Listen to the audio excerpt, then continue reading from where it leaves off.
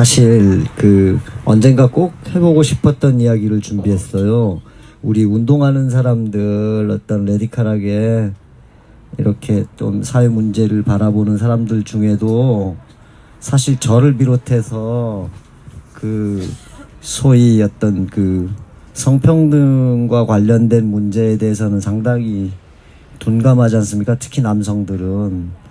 이제 저 또한 남성으로 자라나가지고 머리는 페미니스트처럼 살고 싶은데 몸은 전혀 그러지 못한 게 명백한 사실이고, 그런데 아무튼 이제 그런 이야기들을 좀 하고 싶었습니다.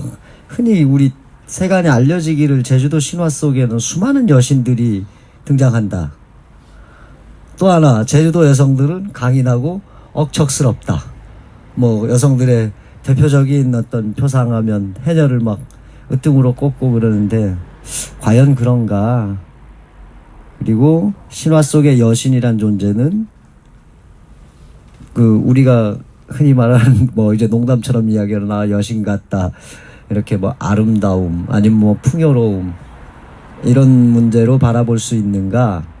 이런 것과 더불어 그럼 이제 신은 여신도 있고 남신도 있는데 그럼 어떻게 나눠지는가, 이런 문제들을 좀 오늘 고민해 볼 건데, 오늘 준비한 내용이 좀 많습니다. 혹시 이거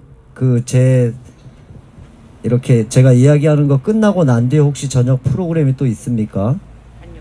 없으면 오늘은 조금 오버될 수도 있으니까 양해해 주십시오. 지금 사실 저보다 여러분들이 더 잘 알고 계시는 사실을 갖고 제가 주제넘게 이야기하는 것일 수도 있는데, 요즘 젠더란 말이 홍준표 아저씨 때문에 확 떴지, 지난 대선 때.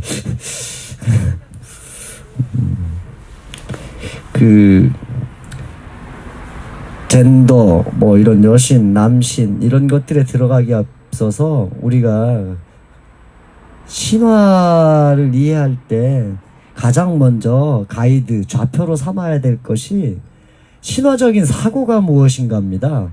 사실 신화라는 건 앞뒤가 안 맞는 이야기들도 되게 많잖아요. 신화에서 비롯된 이야기들을 전설이나 민담, 구비문학 같은 거 보면 앞뒤 안 맞는 거 많죠. 대표적인 게 판소리 흥보가 있죠. 이거 보면 이런 대목이 나옵니다. 이제 놀보와 흥보는 일배 동숙이라 하는데, 이거 뭐냐면 한 형제다, 한 배에서 났다는데, 놀보는 연놀보요, 흥보는 박흥보라. 바로 성이 달라져요. 왜 이렇게 되는 걸까? 이거는 수많은 시간과 시대를 거치고 수많은 사람들의 입을 타고 생각이 반영되고 이러다 보니까 부분 따로 독립적인 이야기로 존재하기도 한다는 거죠. 그러다 보니까 앞뒤가 안 맞고 그렇습니다. 우리가 흔히 서사라는 걸 정연하게 기승전결, 처음 중간 끝, 이런 구조로 가는 이야기들이 있는가 하면, 입에서 입으로 전해온 이야기들은 실제로 선후도착이라고 해가지고 앞뒤가 안 맞는 경우들이 되게 많아요. 근데 우리 현대인들은 소설을 읽듯 드라마를 보듯 신화를 읽으려고 하니까 줄거리에 갇혀서 앞뒤 안 맞는 거 보고 이제 대단히 어려워한다거나, 아니면 이제 정연하게 이제 다시 각색한 줄거리만 보고 이제 드라마틱한 이야기로만 이해하는데, 사실 신화는 그 너머에 인류가 살아오면서 쌓아온 모든 문화적인 어떤 이렇게 창조물들을 다 담고 있습니다. 그리고 인간의 어떤 심성적인 것, 또 기본적인 본능적인 사고체계까지 다 반영해 있거든요. 그러다 보니까 신화를 이해하는 것은 되게 비약적이어야 되고 논리적이지 않을 때 오히려 이해하기가 쉽습니다. 그래서 제가 지금 이미지로 좀 모니터 보시면 이상한 병 하나 있는데, 이게 독일 수학자가 메비우스의 띠를 입체화한 거예요. 그 보면 입구하고 바닥이 하나로 되어 있는 거예요. 물을 아무리 부어도 채워지지가 않는 거죠. 이내 쏟아져 내리는. 사실 신화를 이해한다는 게 이런 겁니다.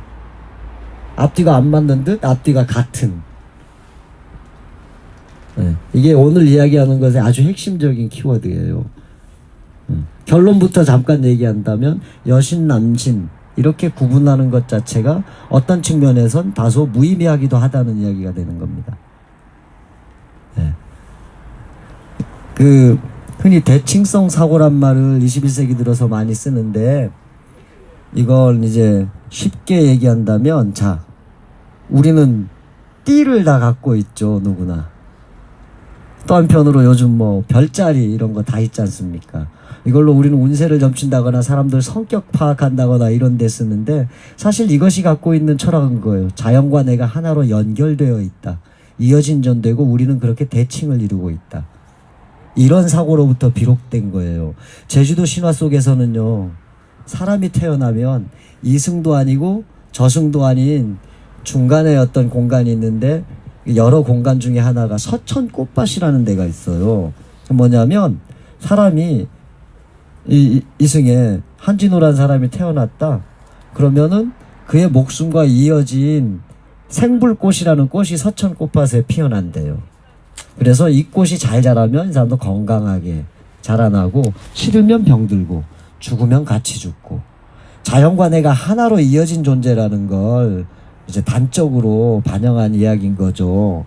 네, 그게 이제 삼싱할망 봄풀이라는 신화에 나타납니다. 흔히 육지에서 삼신할머니라고 하는 이야기죠. 네, 육지에는 삼신할머니 이런 신화나 이런 의뢰 같은 게 이제 거의 사라졌어요. 제주도에만 남아 있습니다. 삼신할머니의 신화는. 제주도에선 지난 시간에 말씀드렸습니다만은, 우리나라에선 신화라는 말보다 봄풀이란 말을 많이 쓴다고 제가 말씀드렸었죠. 신화는 일본 사람들에 의해서 어떤 근대어로 탄생된 이야기 단어다, 그런 말씀을 드린 적이 있는데, 우린 신화라는 말보다 사실은 봄풀이란 말을 쓰는 게 좋습니다. 네. 대칭성 사고에서는요, 이런 주술 법칙이 작동합니다. 비슷한 것이 비슷한 것을 불러온다. 네. 이를테면 우리가 대학 입시를 볼 때 보면 애들 시험에 붙으라고 엿을 사준다거나 찹쌀떡 사준다거나 이런 거죠. 짝 달라붙으라고. 이런 것들이 주술적 사고 중에 이제 유감주술에 해당되는 거고, 우리 생활 주변에 그런 건 워낙 많지 않습니까? 뭐 운동선수들이 징크스나 이런 것들도 비슷한 거예요, 사실. 스포츠든 뭐든 모든 문화는, 인류가 만들어낸 문화는 종교, 의례로부터 비롯됐거든요. 스포츠야말로 아주 단적으로 그런 걸 반영합니다. 제가 보기에는 비리비리해도 여기서 같이 이제 막 활동하고 계신 이재훈 격투기 선수처럼 격투기를 좋아하는데, 격투기 경기를 보다 보면 그래요. 되게 이게 상업화되고 자본주의적인 그 스포츠이긴 한데, 그런 게 있습니다. 막 그 건강한 검투사 같은 건장한 남성들이 막 문신하고 해가지고 알몸으로 피를 철철 흘리면서 싸우다가 딱 한 라운드가 끝나면 건강한 여성이 피켓을 들고 돌아요. 이건 사실 뭐 어떤 좀 페미니즘 담론에서는 상당히 좀 비판적으로 봐야 될 건데, 그냥 빗대어서 얘기하자면 이런 것들이 되게 의례적이라는 거죠. 예. 예, 이런 부분들이 우리 생활 속에도 아주 여러 곳에 있는데, 유감주술이 대표적인 거고 감염주술이라는 것도 있죠. 이를테면 제가 여기 원희룡 도지사 우리가 매일같이 지금 만나기를 바라고 이제 사랑하는 원희룡 도지사의 머리카락을 제가 하나 딱 뽑아다가 저주 인형을 만들어서 이러면은 어떻게 되겠죠? 예. 이건 뭐냐면 원희룡의 머리카락 하나, 원희룡 도지사의 머리카락 하나가 그 사람의 전체를 이제 반영하는 거예요. 전체성을 갖고 있는 거. 그러니까 부분이 전체가 될 수 있고 전체가 부분이 될 수 있는 거. 심지어 우리 그러죠. 사진 하나 찍히면 영혼을 빼앗긴다. 예. 불과 100여 년 전에 우리 조상들도 그랬습니다. 이런 부분들이 이제 주술적인 사고인데, 주술적 사고는 기본적으로 대칭성 사고라는 거예요. 자연과 내가 하나로 이어진 존재이고, 자연과 나는 그럼으로써 내가 너가 될 수도 있고 너가 내가 될 수도 있다, 이런 겁니다. 그러니까 신화 속에 보면 나무가 사람으로 변신하고 바위가 사람을 낳고 반대로 사람이 바위로 변신한다거나 여러 가지 경우들이 나타나는 거죠. 이런 게 대칭성 사고예요. 세상이 하나로 연결돼 있다. 예.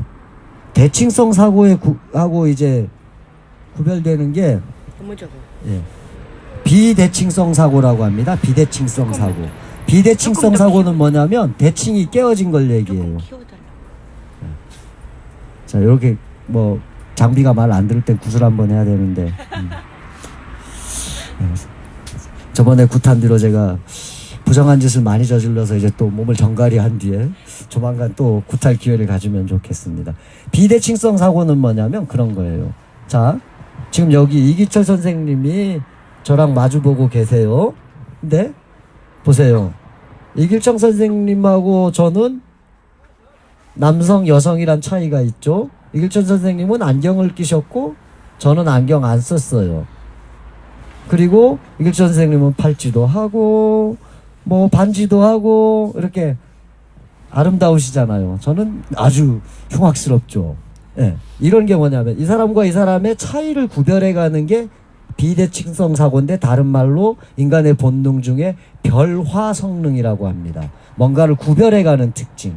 근데 다시 봅시다. 이기철 선생님이 눈이 2개야. 저도 2개죠? 예. 저렇게 뭐 아름다운 얼굴이 있고 전 못생겼지만 저도 얼굴이 있어요. 예. 우리는 2발로 걸어다니고 입으로 말을 하고 코로 숨을 쉬고 그래. 공통점이 있죠. 이런 게 유화 성능이에요. 대칭성 사고는 유화 성능입니다. 비대칭성 사고는 별화 성능. 그러니까 인류에게는 그 2가지 사고가, 본능적인 사고가 2개가 다 있는 거예요. 다 있는데 무엇을 중심으로 문명이나 사회나 어떤 세상과 관계하는가, 이런 것들이 이제 쟁점이 되는 거죠. 신화학에서.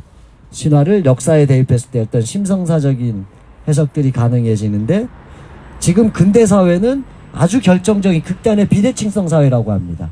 무슨 뜻인지 아시겠죠? 모든 걸 구별하고 이러다 보니까 구별을 넘어서 차별이 생기고 억압이 생겨요. 그게 우리 오늘 다룰 젠더 문제하고도 아주 결정적으로 연결되는 거죠.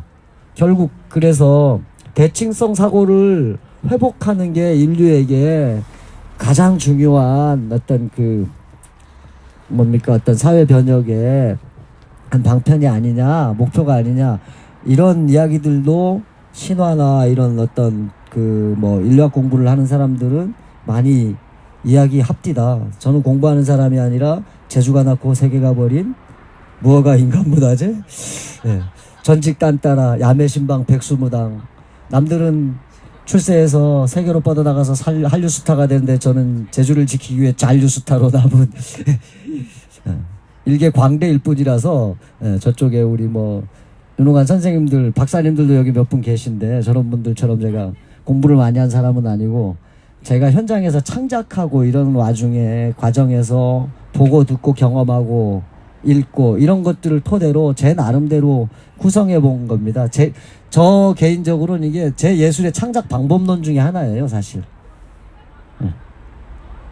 자, 이제 본격적으로 신으로 들어와서, 우리가 여기서 혹시 신을 직접 이렇게 보신 분, 신의 목소리를 들으신 분 계시면 손 한번 들어주십시오.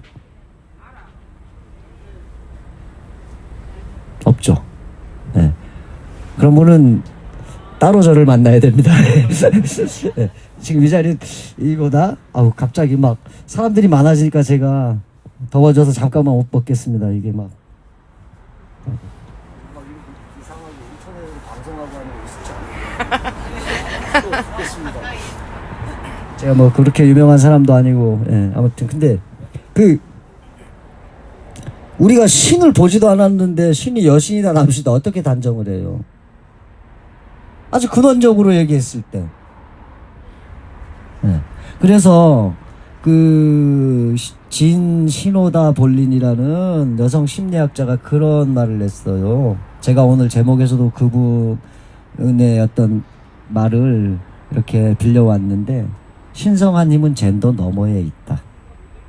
이분도 페미니스트고 이제 여성 운동을 했던 사람입니다. 그런 말을 남겼어요. 아주 근본적으로는. 우리가 신을 보고 만나가고 대화하지 않는 한 신이 남자인지 여자인지 어떻게 알아요? 네. 어쩌면 우리가 젠더 이분법에 틀은 근대적 사고, 아까 얘기했던 비대칭성 별화 성능의 사고로 보니까 젠더의 문제를 계속 제기하게 되는 거죠. 그리고 물론 당연히 이제 사회적인 억압 기제 때문에 어떤 그 성평등 운동의 입장에서 그런 담론들이 형성되는 건 이제 당연히 타당하다고 봐야 됩니다. 사실 그 페미니즘 운동의 신화학자들이 기여한 바가 되게 큽니다. 영국 같은 경우에 그 이제 종교 인류학자로 20세기 그 인류학사에 큰 족적을 남긴 제인 해리슨이란 그 선생님은 영국에서 여성 참정권 운동을 시작했던 분이고, 뭐 그 이후에도 마리아 김부타스니 뭐 지금 미국의 글로리아 스테이넌 뭐 이런 분들까지 다 보면 이제 여신학, 신화학이 아니라 여신학이라는 학문까지, 북과학문까지 만들 정도로 이렇게 신화 연구와 그 페미니즘 운동은 아주 가까이 있다 있었습니다. 우리나라 같은 경우엔 김신명숙 선생님이란 분이 아주 대표적인 분이죠. 네. 그분은 그런 말 하셨어요. 여신학이라는 건 이제 학문이라는 건 어떤 근거나 증명을 내내야 되는 건데, 여신학은 그런 학문이라기보다 어떤 신념에 가까운 것이다라고도 한편으로 말씀하신 적도 있었습니다. 그래서 그러니까 좀 학계에서는 좀 논란도 일으키죠. 보수적인 학자들하고 했던 관계에서는. 자, 젠더로 들어가 보면 마르스, 그 다음에 뭡니까? 비너스, 이렇게 돼 있는데, 생물학에서 우리 기호, 성상징의 기호로 이거 많이 쓰죠. 이게 린네라는 사람이, 린네는 우리 생물학 고등학교 때, 중고등학교 때 들었던 사람인데, 한편으로 뭐 이 사람이 신화를 연구했다는 그런 이야기도 있습니다. 아주 전문적으로. 이게 마르스의 방패와 창과 비너스의 거울, 이것으로 젠더를 구분하는데, 네. 다시 돌아가서 신은 성이 있나 없나 할 때 신화학에서 그런 표현을 씁니다. 양성구유. 신은 두 가지 성을 다 가졌다. 근데 이게 요즘 오늘날 들어서 어떤 그 성에 대한 인식이나 태도 이런 것들이 되게 다면적으로 바뀌고, 여성 남성이 아닌 또 다른 성, 제3의 성, 제4의 성을 이야기하는 분들, 아니면 또 그걸 넘어서서 안티섹슈얼을 이야기하는 분들 입장에서 볼 때 이 용어는 사실 좀 문제가 있는 거죠. 근데 대체할 만할 말을 지금 이제 우리나라 학계에서 못 찾아내는 것 같아요. 그래서 저도 그대로 빌려다 쓰고 있어서 미리 양해를 구합니다. 이게 제가 뭐 의도해서 양성 이렇게 쓰는 건 아니라는 거 이해해 주십시오. 아무튼 신은 따져보자면 젠더 너머에 어떤 드러나는 성직 너머에 있다거나, 아니면 모든 걸, 그 양성, 아니면 그걸 넘어선 다성을 가진 존재다 라고 이야기할 수 있는 거예요. 반대로. 네, 이런 그림 본 적 있습니까? 네, 이게 헤르마프로디테 또는 헤르마프로디토스라고 하는 건데, 네, 그리스 신화 속의 존재들이죠. 비너스인데 남성의 생식기가 있어요. 네. 그 다음 이 옆에 이미지도 마찬가지고, 이제 헤르메스하고 아프로디테 사이에서 태어난 자식이라고 하는데, 네, 엄마와 아빠가 동시에 있는 거. 이게 어떤 측면에서 그 대칭성 사고의 한 상징이라고 볼 수도 있습니다. 네. 그보다 더 근원적으로는 그런 겁니다. 인간의 남녀 양성 이런 문제만이 아니라, 아까 얘기했죠. 근원적으로 세상 모든 게 연결돼 있다. 사람이 태어나면 서천꽃밭에 생불꽃이 피어난다. 제우 사람들의 원시적인 종교적인 세계관하고 똑같은 건데, 자, 요거는 프랑스에 있는 그 쇼베 동굴이란 동굴의 벽화인데요. 이 이미지를 보시면 이게 들소가 있고 사자가 있어요. 근데 여기 뭐가 있죠? 그 고고 인류학자들은 그렇게 이야기합니다. 하반신은 여성, 상반신은 들소와 사장거예요. 여성의 생식기예요, 이거는. 이거를 뭐 이거에 맞춰서 스토리텔링을 한다면 여신으로부터 생명이 창조된다. 우리 마치 단군 신화 비슷한 것. 네. 그렇게도 볼 수 있는 거고, 또 한편으로 이제 연결되어 있는 존재다 라고 생각하는 건데, 왜 하필 여기다가 여신의 이미지, 여성의 생식기를 그려놨는가. 인류가 그런 어떤 그 보이지 않는 세계, 자연계를 지배하는 초월적인 힘, 신을 상상했을 때 애초에 신을 상상한 모습들을 이미지로 그려내질 못했대요. 현실에 존재하는 걸 보고, 아, 이게 나하고 다르고 나보다 세. 산에 불이 났는데 돌이 안 타고 있어. 돌은 나보다 뛰어 능력이 있어. 나무는 뿌리는 지하로 가고, 몸통은 나처럼 지상에 있고, 꽃과 잎사귀는 하늘과 연결돼서 새하고 같이 노네. 세상 모든 곳과 연결돼 있어. 이런 사고를 갖게 됐죠. 이걸 보고 하다 보니까 그 자체로 보이는 대상에 특별한 어떤 영적인 힘이 있다고 여기면서 신으로 숭배했어요. 자연 그 자체를. 그런 게 이제 애니마티즘이나 애니미즘이라고 흔히 말하는 것이죠. 자연물을 숭배하던 것에서 이제 동물신을 숭배한다거나, 그를 넘어서서 인간을 닮은 신을 이제 상상해냈고, 아주 후대에 이르러서는 인간의 형상조차 뛰어넘는 어떤 이미지로 실체하지 않는 신의 모습도 우리는 그려낸단 말입니다. 근데 태초에 신은 인간이 인간을 닮은 신을 상상했거나 동물신을 상상하더라도 대다수가 여성성이 강했대요. 이때의 여성성이란, 그러니까 드러나는 젠더에 의해 어떤 남성 여성, 이게 젠더 이분법이 아니라 여성이면서 남성성까지 동시에 갖춘 신성인 거예요. 근데 표상적으로 여성의 이미지가 크게 나타나는 거죠. 그래서 이런 그 고대 유물이나 이런 걸 보면서 대단한 논쟁들이 있었는데, 김부타스란 리투아니아의 여성 신화학자가 여신의 언어란 책을 내면서 한 방에다 정리해버렸습니다. 2차 대전 직후에. 그러니까 인류가 상상해낸 신의, 인간을 닮은 신의 원조는 여신이다. 요게 경우에 따라서 이제 페미니스트들이 너무 중물적으로 보게 되면 젠더 이분법에 오히려 함정에 걸려들 수 있어요. 이거는 남성성, 여성성을 포괄한, 그러니까 모든 것을 갖춘 신의 존재로 어쩌면 이해해야 되지 않을까. 저는 그렇게 봅니다. 저하고 분명히 다르게 보는 사람들이 많을 겁니다. 요거는 밀렌도르프의 비너스라고 해가지고 오스트리아인가 독일에서 발견된 겁니다. 구석기 시대 그림들이에요. 자, 이런 것들 많죠.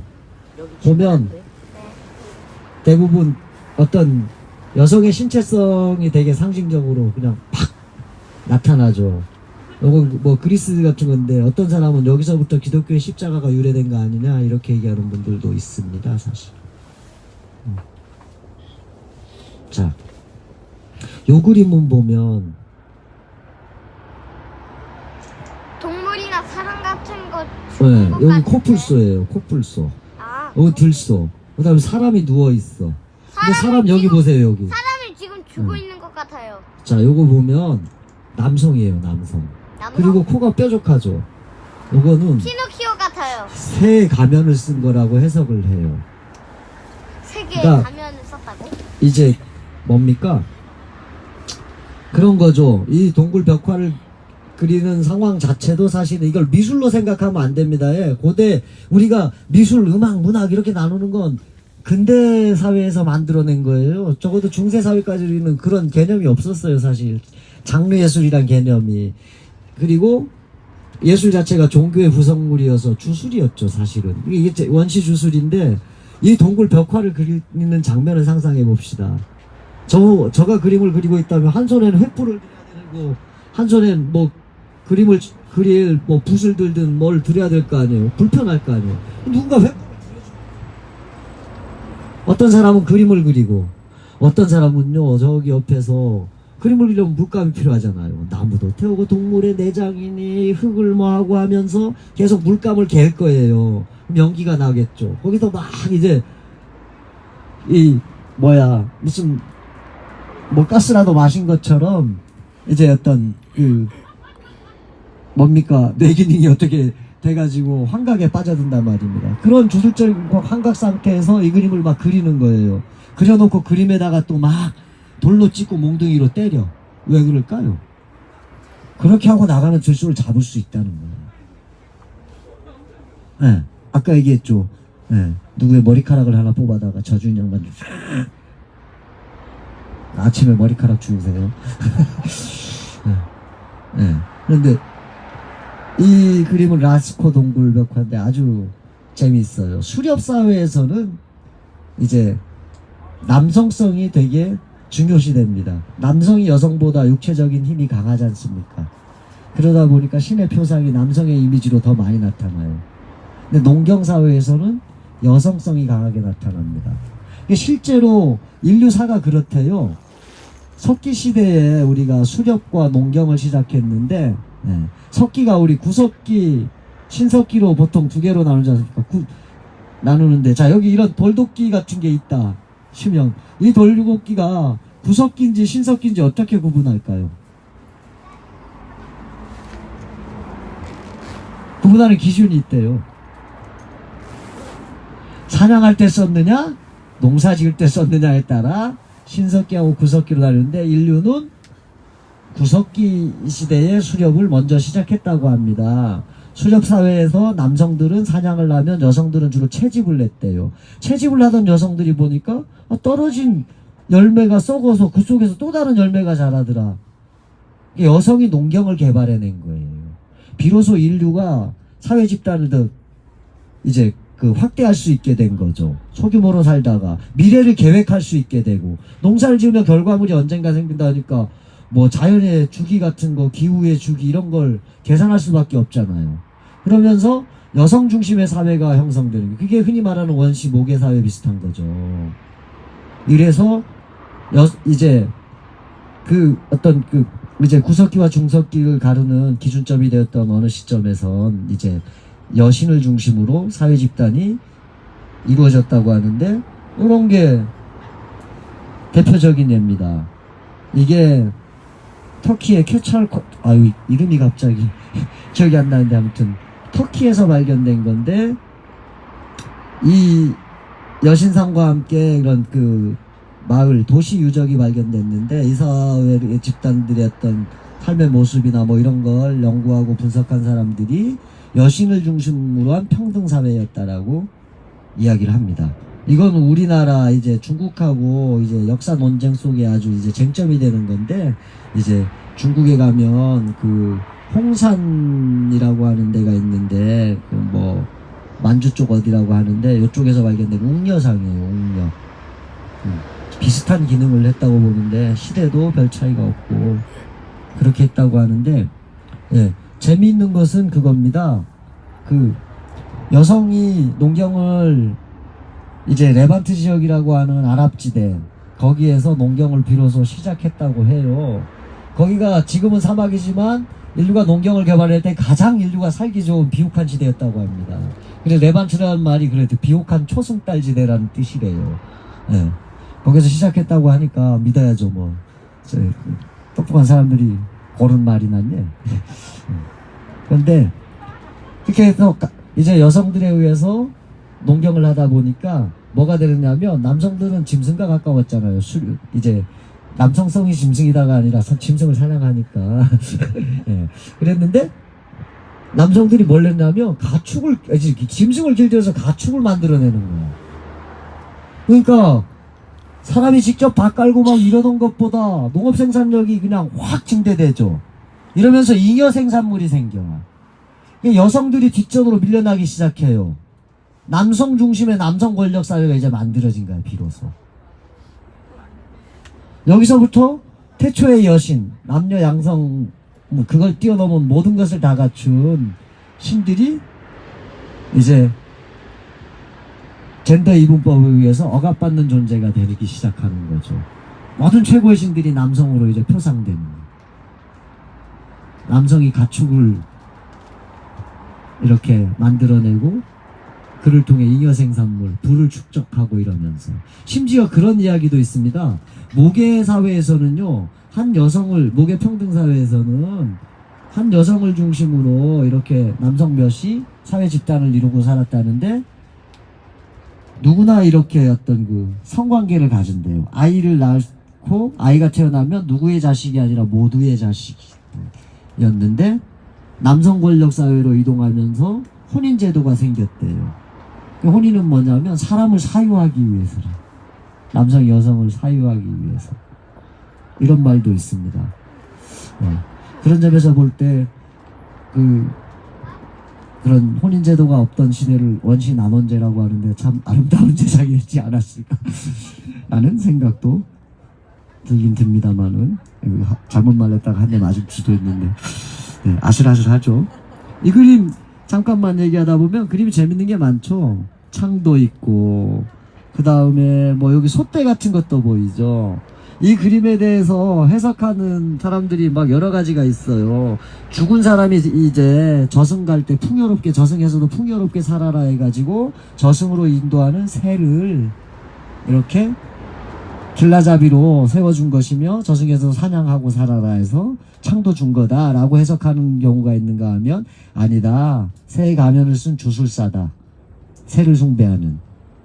그래서 이 사람은 어떤 종교적인 의식을 하고 있는 거다, 풍요의 제의를, 그걸 이제 그려놓은 것이다 라고 했습니다. 자, 요거는 들소고, 요거는 코뿔소인데, 요 코뿔소 옆에 점이 6개가 있죠. 잘 보면 하나 둘 셋 넷 다섯 여섯.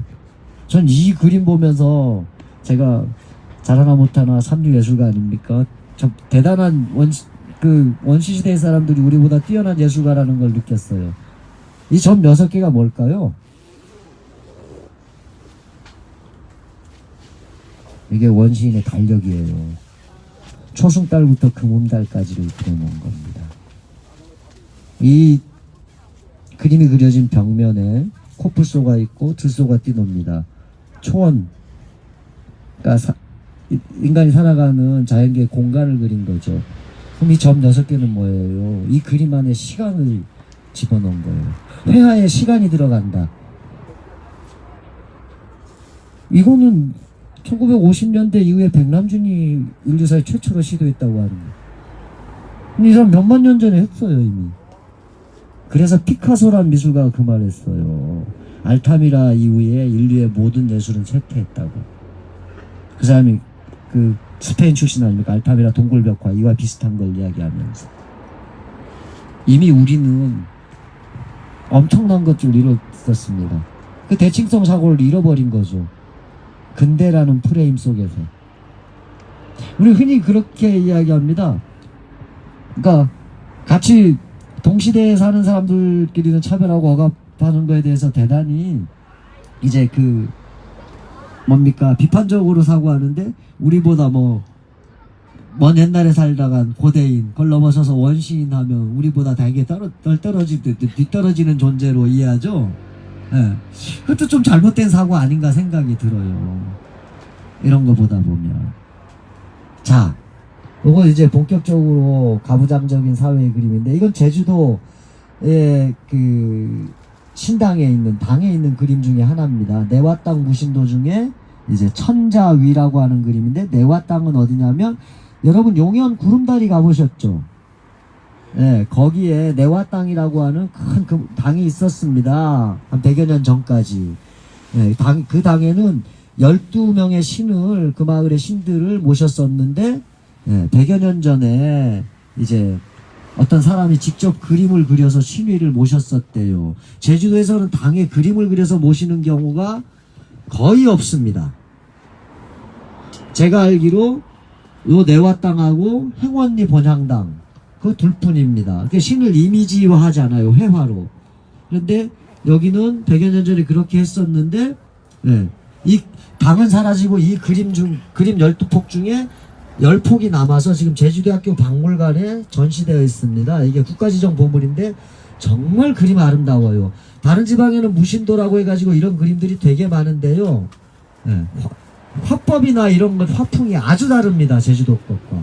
제주도의 이 내화 땅 무신도는 그래서 미술사가들이 이야기할 때 고구려 고분벽화 같기도 하고 정말 아주 이제 독창적이라고 이야기를 하는데요. 잘 보면 그 중에 이제 한 점을 가져왔는데 천자위, 말하자면 하나님의 아들이라는 뜻이에요. 하나님이거나.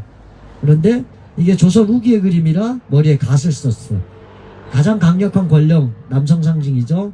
그 다음에 지팡이 같은 거 이거 들죠. 이걸 왕홀이라고 하죠. 보통 보면 그 솔리드 같은 애들 예전에 막 했잖아요. 너의 입도디 이렇게 하면서 그런 거 왕을 상징하는 왕홀인데, 되게 남성 신들은 이런 걸 들고 있습니다.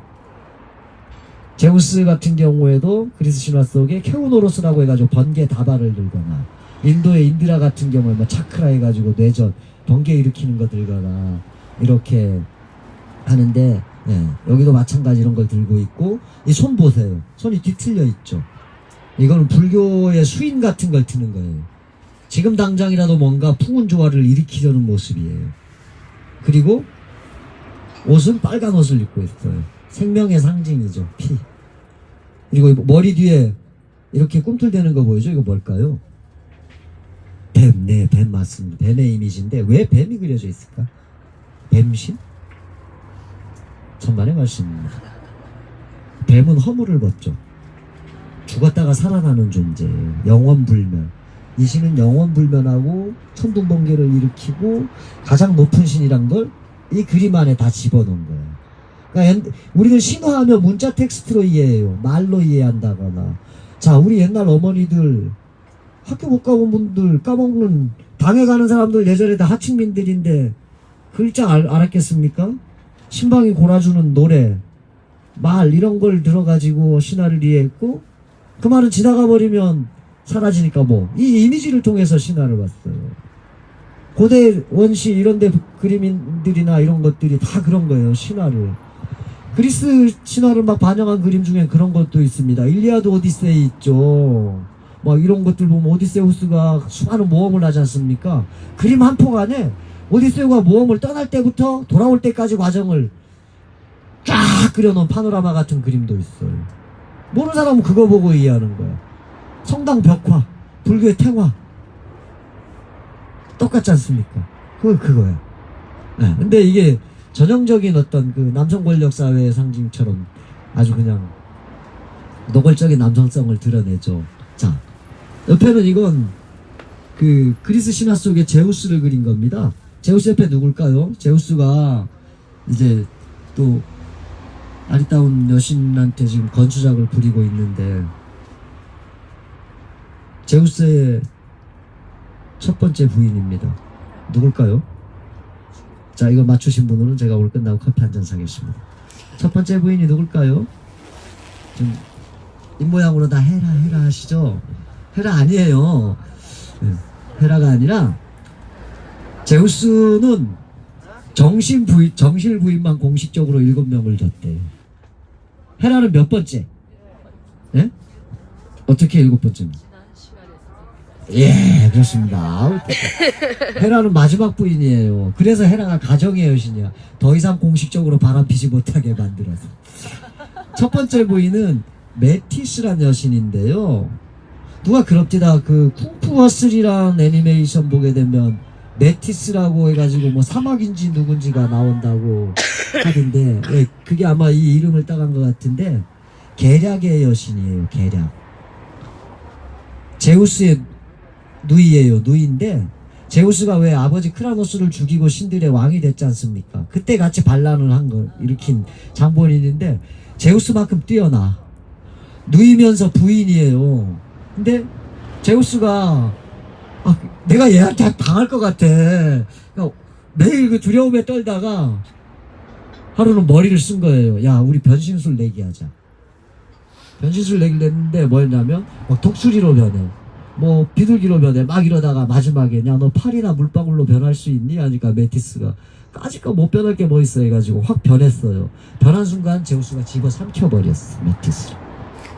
네, 그 뒤로 제우스가 갑자기 알아눕기 시작했습니다. 나 같은 용한 신방이 있었으면 곧해서 살아났을 건데 거긴 그게 없었나 봐요. 구술 못해서 애가 죽어가는데 도저히 안 돼. 머리가 터질 것처럼 아프니까 대장장이신 불러다가 내 머리를 망치로 내리쳐라. 망치로 머리를 딱 내리치니까 거기서 누가 태어났느냐? 갑옷을 입고 방패를 입은 딱 투구까지 쓰고 아테네가 성인이 된 채로 태어났어요. 이게 뭘까요? 메티스가 아테네를 임신하고 있었던 거예요. 이게 그런 거예요. 남성 권력 사회에 오면서도 모든 것을 다 갖춘 존재로서의 여신, 이거를 남성성으로 치환시켜서 반영해낸 거죠. 그러니까 모든 걸 다 갖춰야 최고의 신이 될 수 있잖아요. 남성성만으로 안 되니까 여성성을 확보하는 장치를 이런 식으로 만들어낸 겁니다. 신화라는 게 이런 거예요. 줄거리만 보고 막 이해할 게 아니라 이 이면에 무엇이 있느냐. 그러니까 신화는 전쟁사, 문화사, 생업사, 뭐 예술사, 뭐 심성, 모든 걸 다 이렇게 뭉뚱그려서 볼 수 있어서 재밌는 거죠. 그러니까 신화는 어떻게 해석해도 답이 됩니다. 정답이 없고 해답만 존재하는 거니까. 여러분 마음대로 해석하려고 하셔야 돼요. 읽으려고 하지 말고. 감상이 아니라 해석하는 거. 깨우쳐야 되는 거, 신화는. 되게 종교적인 거잖아요. 불교에서 스님들이 선문답 하듯이. 그런 맥락에서 접근하는 게 좋을 것 같습니다. 네. 저희도 신화 속에서는요, 신을 부를 때, 뭐, 처녀, 어머니, 노파로 부르는 경우들이 많은데, 요게 남성 권력 사회에서 탄생한 용어입니다. 그러니까 여성의 역할을 축소시켜버리는 거죠. 어떤 권력적인 문제나 이런 사회적인 데서부터 보고, 생물학적으로 자식을 낳는 걸로만. 헤라를 가정의 여신으로 귀속시킨 것처럼 가정 안에 좀 그런 거 아닌가 라고 극단적으로 이야기할 수도 있을 것 같습니다. 자, 여러분 제주도의 신 하면 뭐 다 잘하는 게 설문대 할망이죠. 네. 설문대 할망이 어떤 존재인지는 다 아시죠. 네. 여기서 하나만 3,000%로 빠졌다 오겠습니다. 설문대 할망 이야기, 설문대 할망은 제주도에서 종교, 그러니까 무속이든 뭐든 종교적으로 숭배받고 있을까요? 아닐까요? 지금, 현재, 21세기에. 아닐 것 같습니까? 왜 아닌지 얘기해보세요. 왜 이야기에만 있을까요? 그럼 설문대 할망 이야기는 신화입니까? 아닙니까? 신화입니까? 네? 아닌 것 같아요? 설문대 할망 여신인데 신이 등장하면 신화가 아닙니까? 두 분이 아주 예리하 촉이 좋으시네. 네. 설문대 할망을 숭배하는 신앙은 이제 현실에 존재하지 않습니다. 네, 아주 가깝게는 뭐 4.3 전후한 시기까지 설문대 할망을 이제 제주도 남동부 지역에서는 굿할 때 좀 모시기도 하고 했다고 하는데 완전히 사라졌고요. 네. 설문대 할망 이야기는 냉정하게 따져서는 신화의 영역에 들어갈 수가 없습니다. 신화가 되려면 그 신을 향한 기도 행위, 종교 의식이 동반돼야 돼요. 신이 등장한다고 하더라도. 이게 그 여러분들 잘 아시는 그림 형제, 독일의 그림 형제가 이야기를 조사하고 정리하면서 만들어낸 원칙인데 설화 3분법이라고 합니다. 이야기를 흔히 설화라고 하는데 이야기는 신화, 전설, 민담 세 가지로 나눠진다고 합니다. 근데 신화가 그 중에 가장 먼저 생겨나는 이야기인데 종교의 의례와 이제 맞물려 있다. 그래서 종교를 구성한다. 그래서 기독교의 성경이랄지 불교의 불경, 뭐 또 꾸란 이런 것들이 다 신화죠. 기록된 신화죠. 그 다음 입에서 입으로 전해오는 제주도 신화 같은 것들도 있고. 네, 근데 종교행위가 여전히 동반되어야 그 이야기는 신화의 자격을 갖는다 했고, 신화로부터, 종교의식에서부터 좀 벗어나서 이제 사회적인 영역으로 진출할 경우에 전설이나 민담으로 그 분류했는데, 전설은 뭐냐면 증거물을 남겨요. 네. 이를테면 바닷속에 제주 앞바다에 용이 이무기가 용이 되어서 승천하려고 하려는데 어떤 사냥꾼이 봐가지고 활로 탁 쏴버리니까 그 자리에서 돌이 돼서 굳었다. 용도함. 전설을 증거물을 남기고 있죠. 이건 뭐냐면 어떤 지형이나 어떤 지리학적인 정보, 이런 것들을 전달하기 위해서 전설을 탄생시킨 거예요.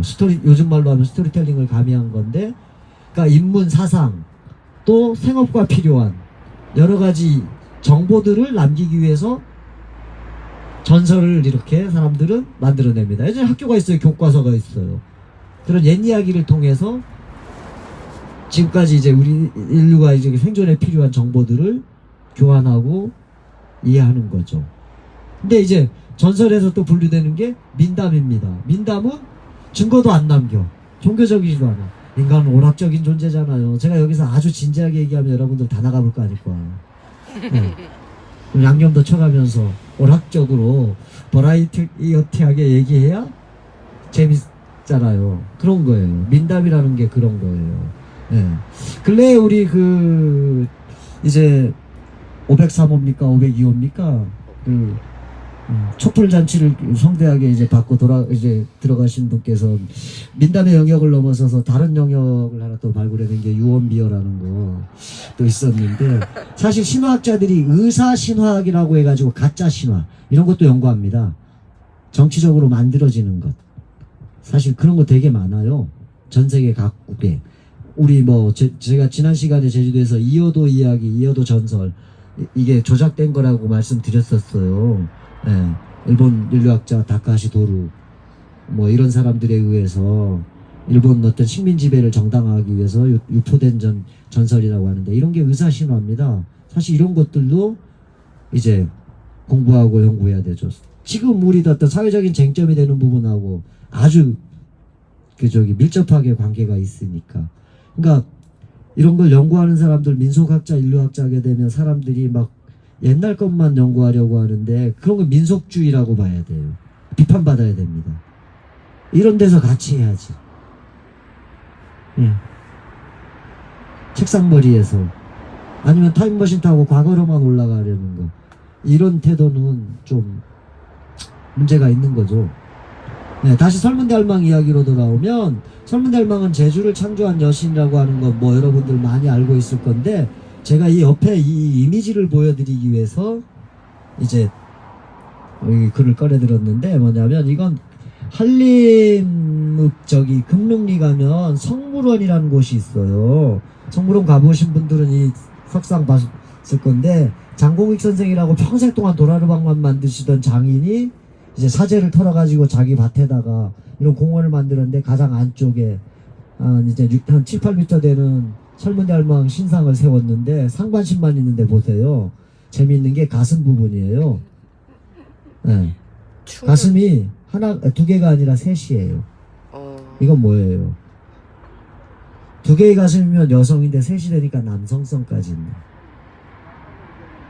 저는 제주도에서 신화 갖고 저도 막 작업 많이 합니다. 창작하고 음악도 만들어보고 연극도 만들어보고 영상도 하고, 예, 이것저것 다 해보는데, 저만 그런 게 아니라 수많은 사람들이 그렇게 작업들을 하죠.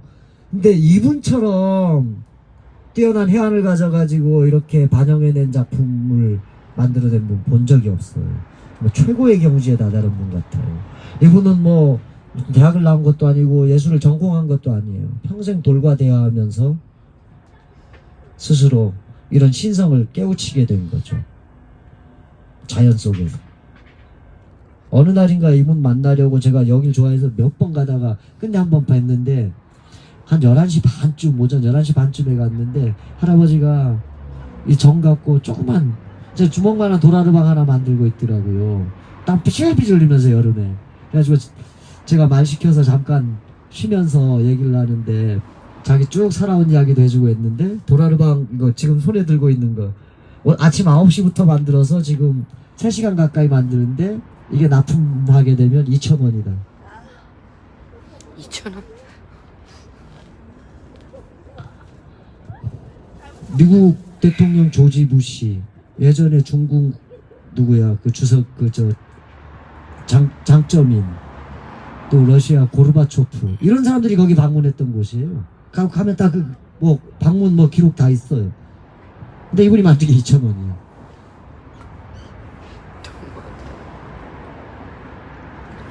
말이 됩니까? 말 안 돼요. 그분 그 금동 성물원은 입장료가 없어요. 주차비 2,000원밖에 안 받습니다. 그것도 사실 사람들이 너무 찾아오니까 주차장 확보하면서 주차장 유지하려고 어쩔 수 없이 2,000원 받는 거예요. 돈을 안 받았었어요.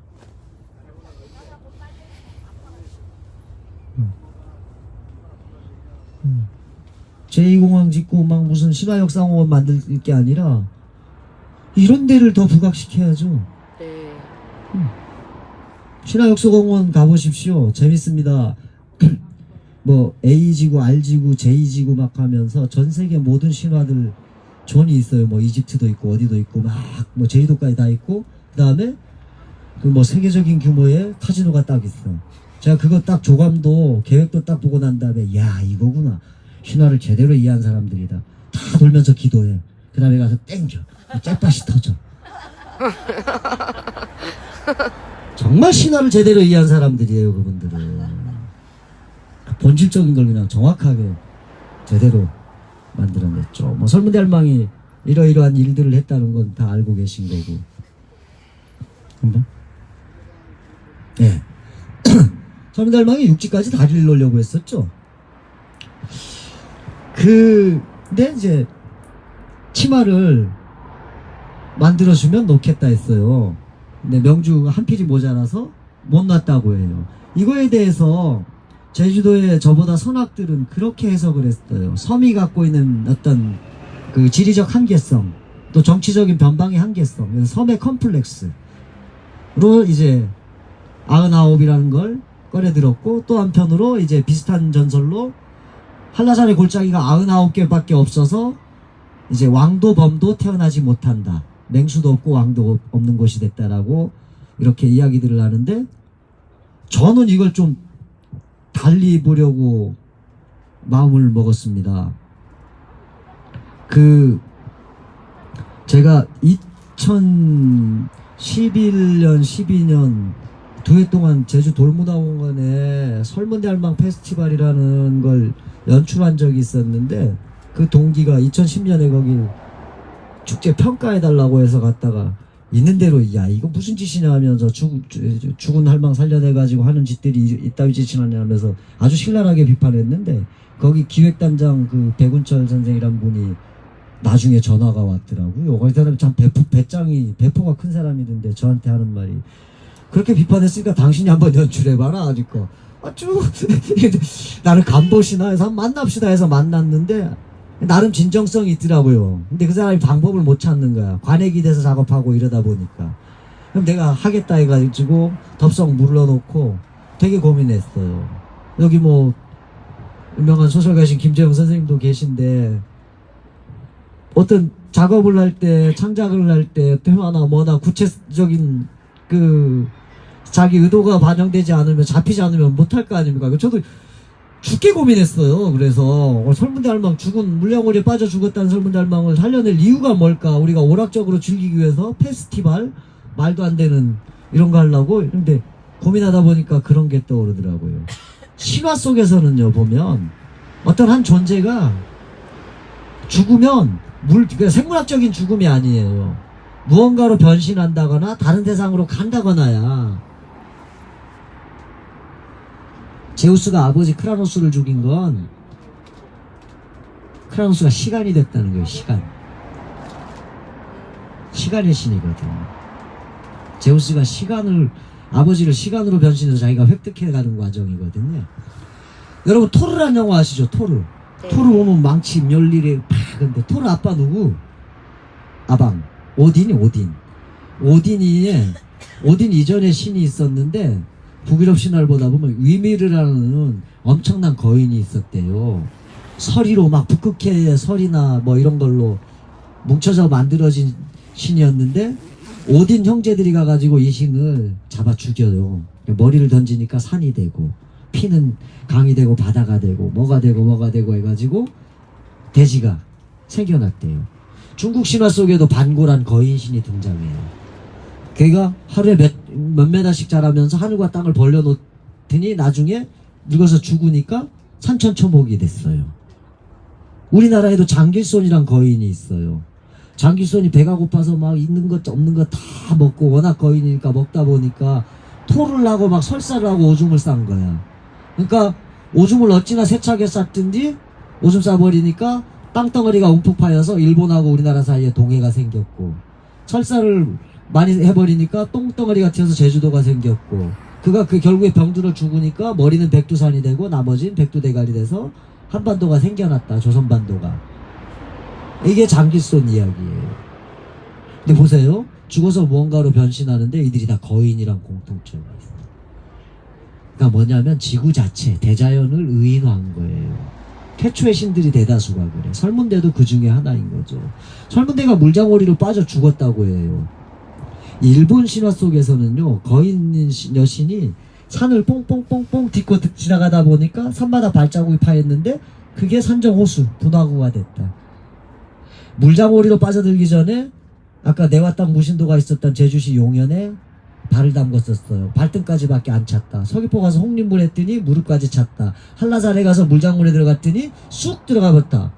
이건 바닥이 없이 영원히 이제 떨어지는 깊은 물이었기 때문에 들어가서 나오지 않았다라고 하거든요. 이건 뭐냐? 그렇게 자연 창조를 다 마친 다음에 스스로 제주 섬으로 변신했다는 이야기가 돼요. 그럼 자, 육지까지 다리 놓지 않은 거에 대입해 봅시다. 다리를 놓지 않은 건 이미 자기가 섬으로 변신할 거란 걸 예고한 거예요. 예정된 계획 중에 하나인 거예요. 자신의 완전성, 육체, 신체성이 훼손된다 봐요. 육지까지 다리를 놓으면. 결국 설문대 할망이 물장오리에 빠져 죽고 육지까지 다리를 놓지 않은 메시지는 지금 21세기 지금 제주가 처한, 지금 우리가 이 도청 앞에 천막 치고 있는 상황에서 해석한다면 제주 다움을 지켜라라는 메시지예요.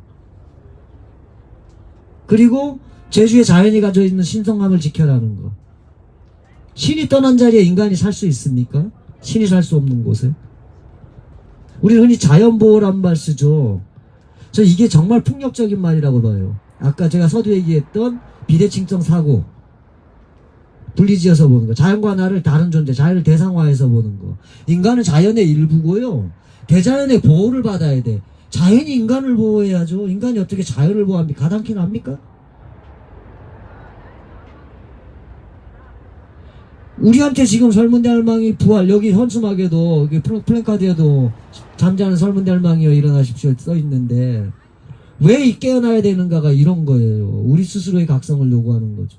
사실은 신화는 판타지가 절대 아닙니다. 그래서 매지컬 리얼리즘이란 말이 있어요. 마술적, 마법적, 신화적 사실주의. 네, 제주도 신화 속에는 이제 설문대 할망만 등장하지 않습니다. 설문대 할망은 이미 신앙의 층위에선 사라졌고, 제주도 신앙 속에서 정말 주목받는 여신들은 이제 노가단풍 아기씨란 여신도 있고, 그러니까 신을 낳은 신의 어머니예요. 마치 성모 마리아 같은 존재죠.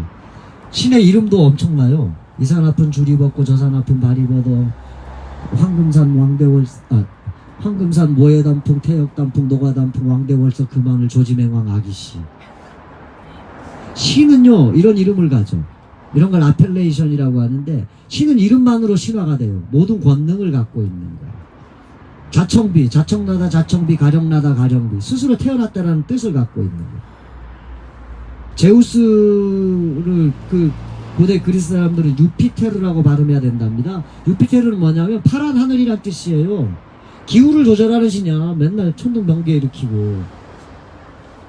그러니까 이름 자체가 신화인 거죠. 신은 존재만으로도 신화가 되는 거예요. 성경에도 보면 하나님이 복수로 됐다가 단수로 됐다가 하면서 이름이 계속 바뀌어. 그죠? 또 그런 비슷한 맥락이에요, 사실. 이름 자체로 모든 걸 이야기하는데, 노가단풍 아기씨란 신도 있고, 이게 제주도 신방들의 상징물인데, 노가단풍 아기씨가 제풍이 삼형제란 아들 삼형제를 낳아서 이제 이들과 함께 무당의 조상신이 됐대요.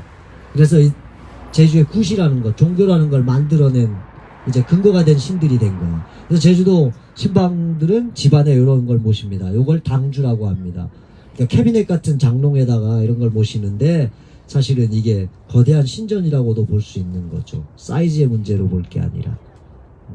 육지 여러분들 막 육지 그 무당들 뭐 집에 막 그림 무신도 그려놓고 막 단 막 이렇게 해놓고 이런 걸 제주에 대입하면 안 됩니다. 우리나라 굿은 지역마다 사투리가 다른 것처럼 다 달라요. 예. 막 작두 탄다? 작두 타는 거는 한강 이북 지역 주로 그렇습니다. 막 깃발 뽑고 이런 것들도 마찬가지입니다.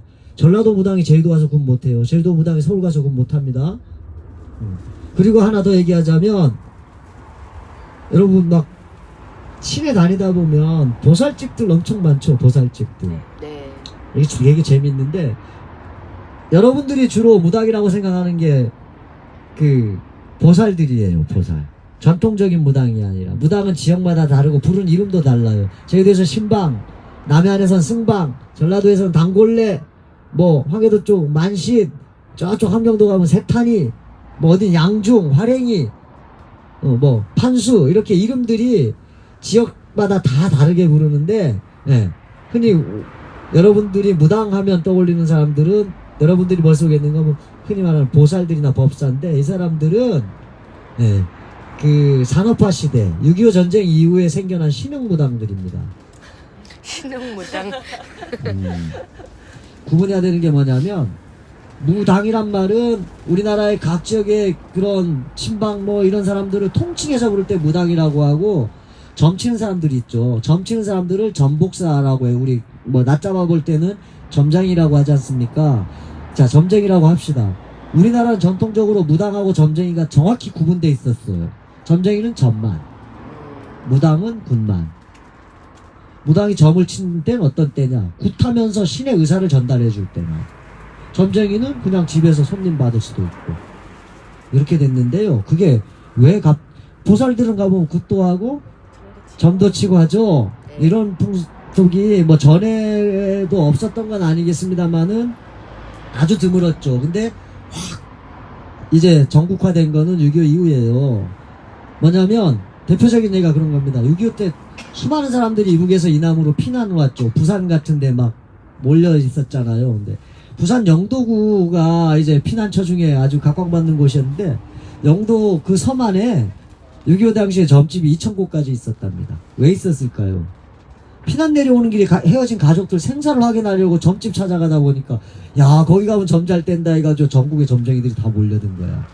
그렇기도 하고 피난민 중에도 생업 먹고 살기를 찾다 보니까 할아버지들은 뭐 주역 공부라도 하고 한문 좀 아는 사람들은 사주팔자 이런 건 다 보잖아요. 그러다 보니까 자기 생업으로 찾아가고 이렇게 하는데 이 사람들은 전통적으로 내려오는 방식의 굿이나 이런 거는 모르는 상태에서 점만 치고 있는데 피난민이 와가지고 아이고 우리 아들이 살아있을까요 하니까 살아있는 것 같다고. 그럼 어떻게 해야 만날까? 어디 가서 굿을 한번 해보지. 그러니까 굿 해주세요 하니까 난 못하는데 그래도 해주세요. 굿 하려면 돈도 많이 들고 뭐 어쩌고 저쩌고 하니까 그래 하지 하면서 헐값에 어깨너머로 배운 공부 가져가지고 동양 공부를 했던 걸 하다 보니까 그런 사람들이 생겨나는데 이분들이 나중에 전국의 곳에서 다 카페에다가 이것저것 자기들만의 방식으로. 그러니까 보살들 중에도 어떤 분들 제가 이따금 굿하는데 구경 가다 보면 전라도 굿이 나오다가 제주도 굿 나오다가 완전 하이브리드가 돼 있어요. 이런 거 되게 재밌습니다. 근데 이 사람들 욕하면 안 됩니다. 그냥 사회 변동에 의해서 그렇게 변하는 거예요. 네. 그리고 전통적인 무당들은 뭐냐면요. 우리나라의 굿은 두 층으로 나눠지는데 개인굿, 사적인 사갓집의 굿이 있는가 하면 마을 공동체의 굿이 있는데 마을 공동체의 굿은 육지 같은 경우에는 일찌감치 조선시대에 억압받으면서 많이 사라졌고 해안지방 중심으로 조금 남아있어요. 근데 제주도 사람들은 참 즐기기도 즐긴 것이 탄압하면 좀 수그려졌다가 또 일어나고 해가지고 마을 굿이 아직까지도 남아있죠. 그래서 그 마을에 신방들이 다 있는 거야. 그래서 흔히 그래서 마을의 전속 무당을 제주도에서는 당맨 신방이라고 하죠. 당을 등에 맸다, 짊어졌다 이런 뜻으로 쓰는데 그래서 마을 끝과 개인 집굿을 동시에 합니다. 근데 보살들은 보세요. 도심 곳곳에 깃발 세워놓고 집을 손님 받잖아요. 특정 자수의 고객을 만나 개인굿만 하죠. 네, 이런 사적인 영역으로 한 거예요. 이게 산업화가 나온 공동체 해체를 단적으로 보여주는 겁니다. 그리고 보살집 보면 깃발들이 막 있죠. 빨간 깃발, 하얀 깃발 막 이런 거부터 어쨌든 절 표시, 태극기. 뭐 절이나 태극기라는 건 미신타파 운동 시기에 하도 구슬 탄압하고 막 이랬으니까 그 어떤 국가의 정통성을 우리는 부여받은 데다 해가지고 그런 의미로도 쓰고 나라 만신이다, 제일 세다 이런 것도 쓰고 불교라는 것도 불교가 갖고 있는 정통성 이런 걸 수용한 건데 빨간 깃발, 하얀 깃발은 뭘까요? 보면 두 개 나란히 걸려 있는 거 많이 봤죠? 무당집에는 절대 그렇게 깃발 안 세웁니다. 굿할 때 아니면요. 원래 점집에만 그게 있어야 되는 거예요. 전통적으로. 점집도 보통 예전에 맹인들이 점을 많이 했대요. 영안이 있다고. 육안은 없지만. 근데 맹인인 소경인 점쟁이들이 워낙 이제 인기를 얻으니까 문전성시를 잃을 거 아닙니까? 그래서 여기는 맹인이다. 점집 이제 점 치는 사람이 맹인이라는 표시로 빨간 깃발이나 하얀 깃발 둘 중에 하나만 옛날에 걸었습니다. 빨간 깃발은 청맹관이 눈뜬 장님, 하얀 깃발은 눈 감은 장님이라는 표시예요. 보살집들 가보십시오. 지금 전혀 다른 모습이죠. 이게 산업화 시대에 나온 어떤 구세 풍속도예요. 무속신앙이 변하는 거. 앞으로는 그 사람들이 중심이 돼갑니다.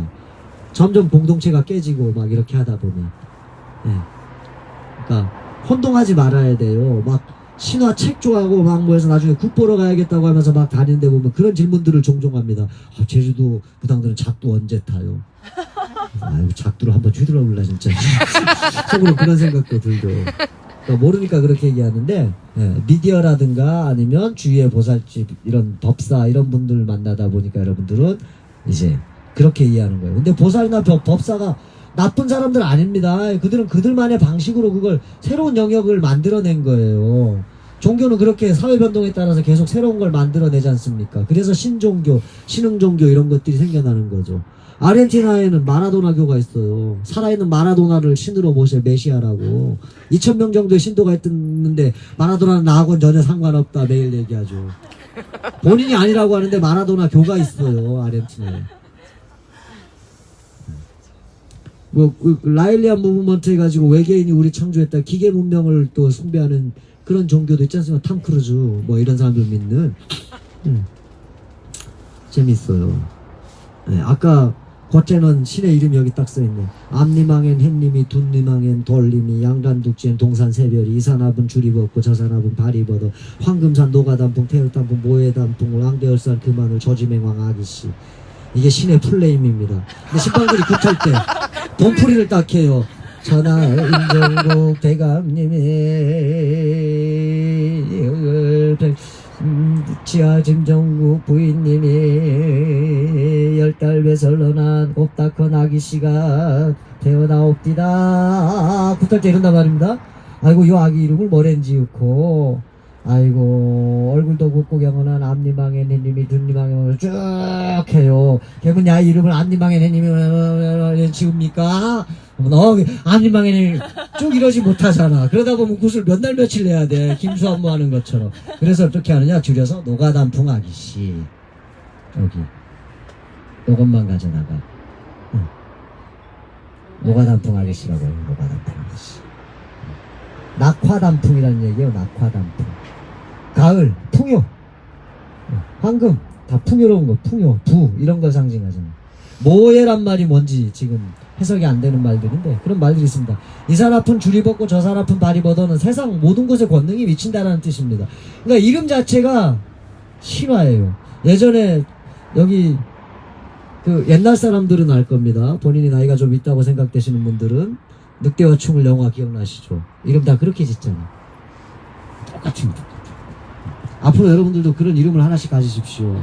네? 가부장적이고 봉건적인 이름을 버리고 저처럼 제주가 낳고 세계가 버린 전직단 따라 무화과가 인간 문화재 안해신방 백수무당 제주를 지키는 잔류스타 MC 푸단 이런 이름이 있어야죠. 네? 재밌습니까? 네. 지금 얼마나 됐죠 시간이? 잘 골아줍세요. 세번씩 막 해보는 나이라고. 7시 10분 한 50분가량 남았는데요. 좋습니다. 자, 그 다음 여러분들이 잘 아시는 저청비 자청비라고 보통 발음하는데 아래야 써서 저청비입니다. 예. 따라해보겠습니다. 저. 저. 네, 오도 아니고 아도 아니죠. 저. 저. 저가 아니고, 김정희 선생님 저가 아니고, 저. 네? 저창비. 네. 제주말 교실입니다. 제주도 사투리 연구하는 선생님들이 그러더라고요. 아래아가 점점 사라져간다. 막 이런 것 때문에 경각심 생겨서 그 조사를 하는데 한 10년 단위로 한 마을을 다녔대요. 근데 10년 전에 아래아 못하던 사람이 10년 지나니까 하더라. 사람들이 나이 들어가니까 그게 되더래요. 제주도 토박이. 저도 잘 안 됐었는데 이제 완전 잘 됩니다. 그러니까 이게 아래아는 연습한다고 되는 게 아니라 수많은 사투리를 접할 수 있는 공간을 많이 만나다 보면 자연히 습득되는 것 같아요. 네. 영어 공부하듯이 하지 마세요. 우리 뭐 10년 넘게 영어 공부해서 외국 나와가지고 영어 한마디나 제대로 하는 사람 있습니까? 공부로 되는 게 아니에요. 네. 자, 자청비는요. 자청비 세경본풀이의 주인공인 건 아시죠? 자청비가 무슨 신입니까? 네, 우리 농사의 신으로 알고 있죠. 여기 뭐 여성 농민의 분들도 계실 것 같은데, 네, 자청비는 농사의 신이 아니라 풍요의 신입니다. 정확히 얘기하면 우리 영등굿이나 잠수굿 바닷동네에서 하죠. 저 북촌리 영등굿이나 김영리 영등굿 가면 세경본풀이 이 자청비 본풀이를 해요. 농사 짓는 할망을 무사 바당대래 뒷구서다 그네 물질 시켜주신고 뱃멀미 안 하게 복먹엉 죽어볼래? 복먹엉이 뭔지 알아봤시? 물 먹는다는 뜻이에요. 물 먹는다. 네.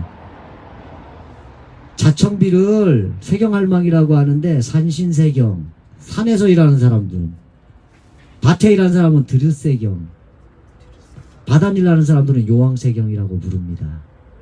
권능이 안 간 곳이 없어요. 정확히 얘기하면 자청비는 어쩌면 풍요의 신인 거예요.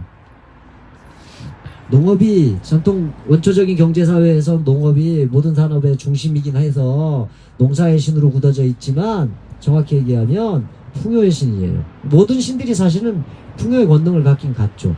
네. 자청비는 어떻게 해서 풍요의 신이 되었는가?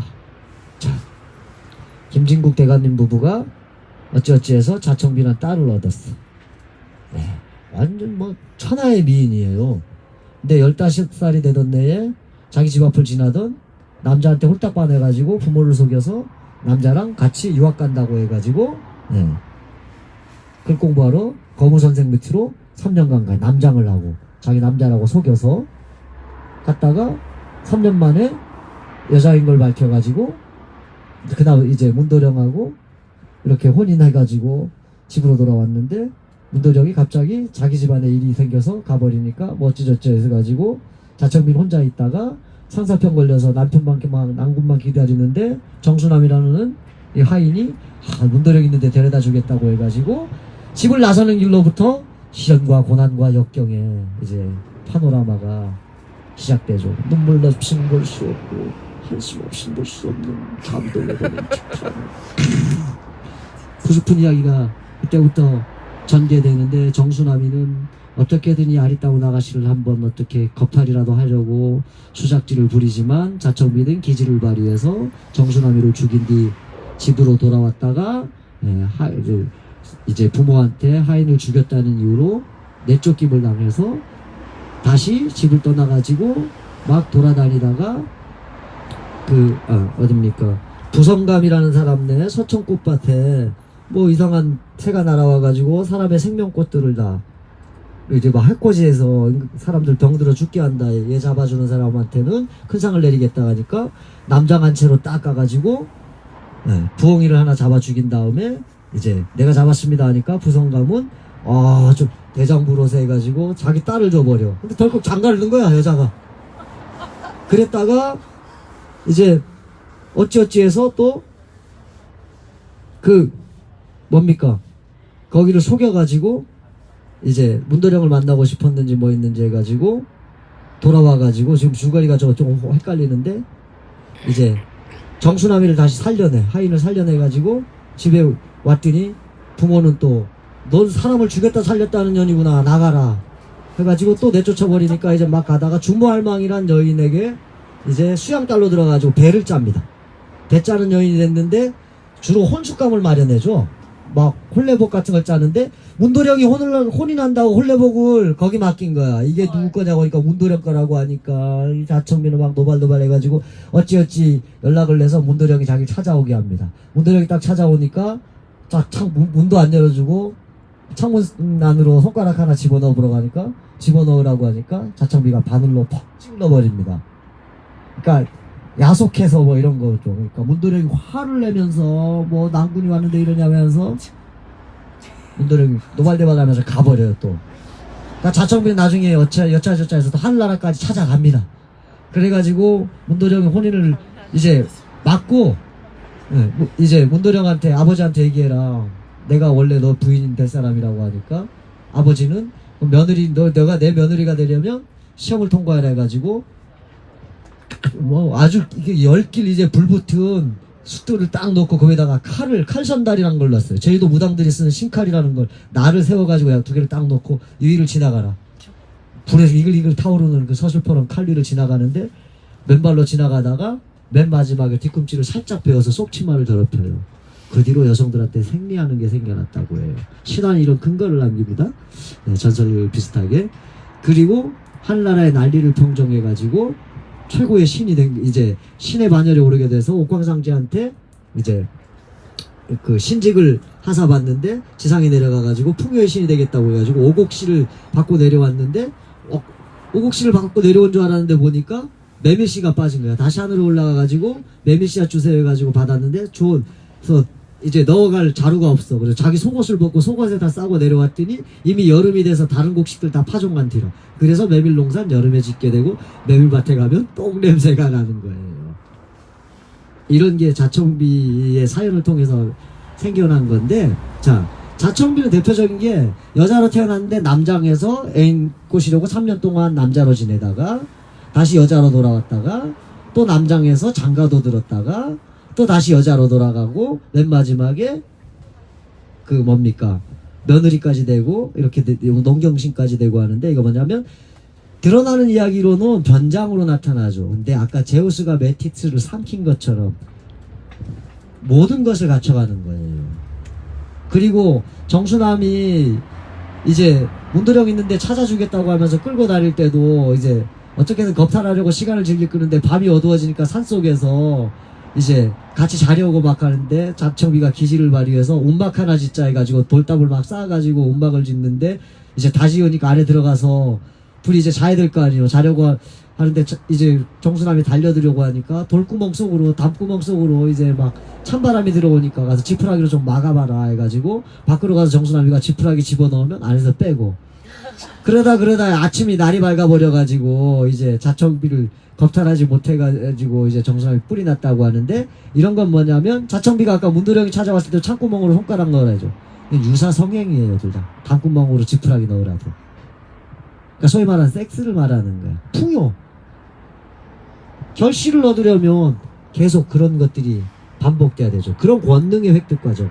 그리고 자청비가 글 공부하러 갔을 때도 그런 시험을 받아요. 3년 동안 지내는데 아무리 봐도 여자 같거든. 거무대 선생이란 스승이 제 여자 같다 해가지고 한번 다들 제자들을 모아놓고 내기를 하나 하겠다 해가지고 자청비가 여자인 걸 확인해 보려고 다들 속옷 잠방이, 속이 비치는 잠방이만 입고 햇빛 비치는 곳에 가가지고 서라 하니까 자청비가 어떻게 했냐면 자신의 생식기에다가 대롱을 하나 꽂아가지고 가가지고 그림자로 남자처럼 보이게 했고, 그래도 의심한 거무 선생이 오줌 갈기기 내기를 하라, 오줌을 갈겨라니까 그 대롱 끼운 채로 오줌을 쌌거든요.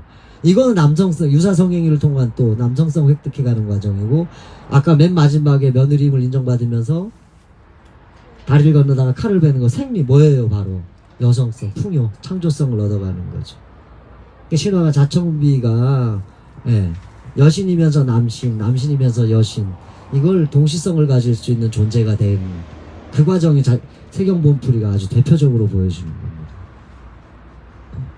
그러니까 변장했네 뭐했네 어떤 여성 영웅, 억압받는 여성의 대변자 뭐 드러나는 서사에서 이럴 수도 있지만 보다 심층적으로 들어가면 다른 층위에서는 이렇게도 해석이 된다는 얘기죠. 그러니까 신화를 놓고 우리가 어떤 젠더를 판가름할 땐 여러 각도에서 볼 필요가 있다는 겁니다. 그리고 여기 그림 하나를 소개해 드릴게요. 2장이죠. 이게 강효배 선생님 그림입니다. 이게 1999년도 그림이고 2016년도 그림이에요. 여기 예술을 하시는 분들이 좀 눈여겨봐야 될 대목인데 99년도의 그림은 상당히 사실적이에요. 제주도에서 생명꽃의 상징인 동백꽃을 들고 있고 여기 유자, 대유지가 막 열려있고 보리가 자라고 이렇게 탐스런 늙은 호박까지 있어요. 농경의 신이라는 걸 막 이렇게 드라마틱하게 보여주죠. 아까 어딥니까? 네. 요 그림처럼 되게 서사적인 그림이에요. 그죠? 권능이 신의 권능을 나타낸 것처럼. 근데 2016년작 보세요. 얼굴도 없고 손도 없고 보이는 건 치마 저고리 뿐이에요. 근데 보세요. 빨갛죠. 풍요, 생리, 창조, 생명을 의미해요. 노란 바탕, 풍요를 의미해요. 하얀 거 뭐죠? 제가 볼 때 달입니다. 달. 달하고 우리 월경이란 표현 쓰지 않습니까? 그러니까 이렇게 압축적으로 이야기를 갈무리할 수 있는 거. 그러니까 이런 표현 방법이 있는가 하면 이렇게 갈 수도 있죠. 근데 대다수가 이런 데 머무는 경우들이 많아요. 저희도 신화를 가져가지고 뭘 작업을 하겠다 뭐 하겠다 하는데 보면 재현합니다. 재현 드라마. 사랑과 전쟁이 드라마 랭킹 1등 할 때가 있습니까? 안 되겠죠. 신화가 지금 왜 필요한가? 자, 이런 현실 문제를 떠나서 그냥 예술가들이 아주 작가주의적인 현실 문제를 안 다룬 작가주의적인 작업이라고 하더라도 지금 나한테 환원시켜야 되는 거지. 내 것으로 만들어서 아웃풋해야지. 있는 대로 재현하면 재미가 없죠. 그리고 구판에 가면 신방들이 훨씬 잘해. 우리가 아무리 기를 쓰고 해도 될 수가 없어요. 제가 며칠 전에 여기서 막 이상하게 신방 흉내 내고 했는데 전형적인 신방처럼 하면 제가 정말 무슨 진짜 장난치는 것도 아닌 것처럼 보일까봐 제 나름대로 각색해서 하는 거예요. 그런 걸 보여주는 겁니다.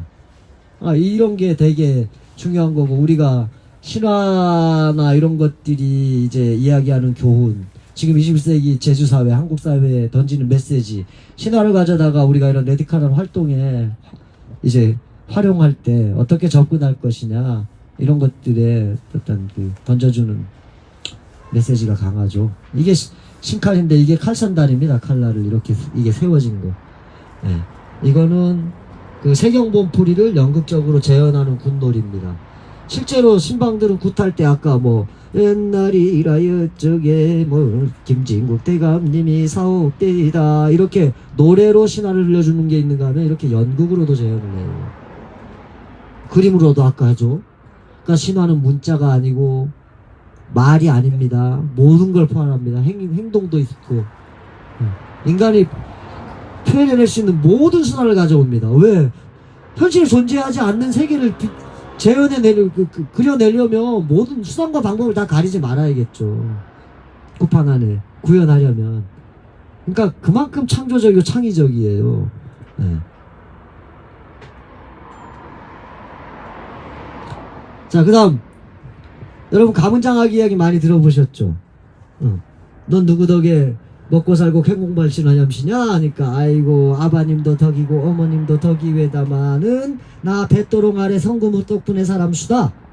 이게 뭐냐면 옛날 강희영성 이서부라고 홍은소천국 부인이라는 이제 거지들이 있었는데 둘이 만나서 부부가 돼가지고 잘 살게 되면서 딸을 줄줄이 셋을 낳았는데 하나는 이제 아이고 첫 딸이라고 은그릇에 밥을 줘서 은장애기가 되고 이제 둘째는 녹그릇에 밥을 줘서 노장애기가 되고 셋째는 나고 보니 또 딸이어서 에이 거무티티한 나무그릇에 밥 줘서 가문장학이라고 이름을 지었는데 얘네들이 다 무럭무럭 잘 자라서 15살이 되니까 요년들 효심을 테스트해봐야겠다 해가지고 딸 셋을 줄줄이 차례로 불렀는데 큰딸이나 둘째 딸까지는 아이고 아버님 어머님 덕에 먹고 사람수다 했으니 막내딸이 가문장학이만 나 뱃도롱 아래 성금우 때문 맞음. 이건 여성의 생식기를 말하는 거예요.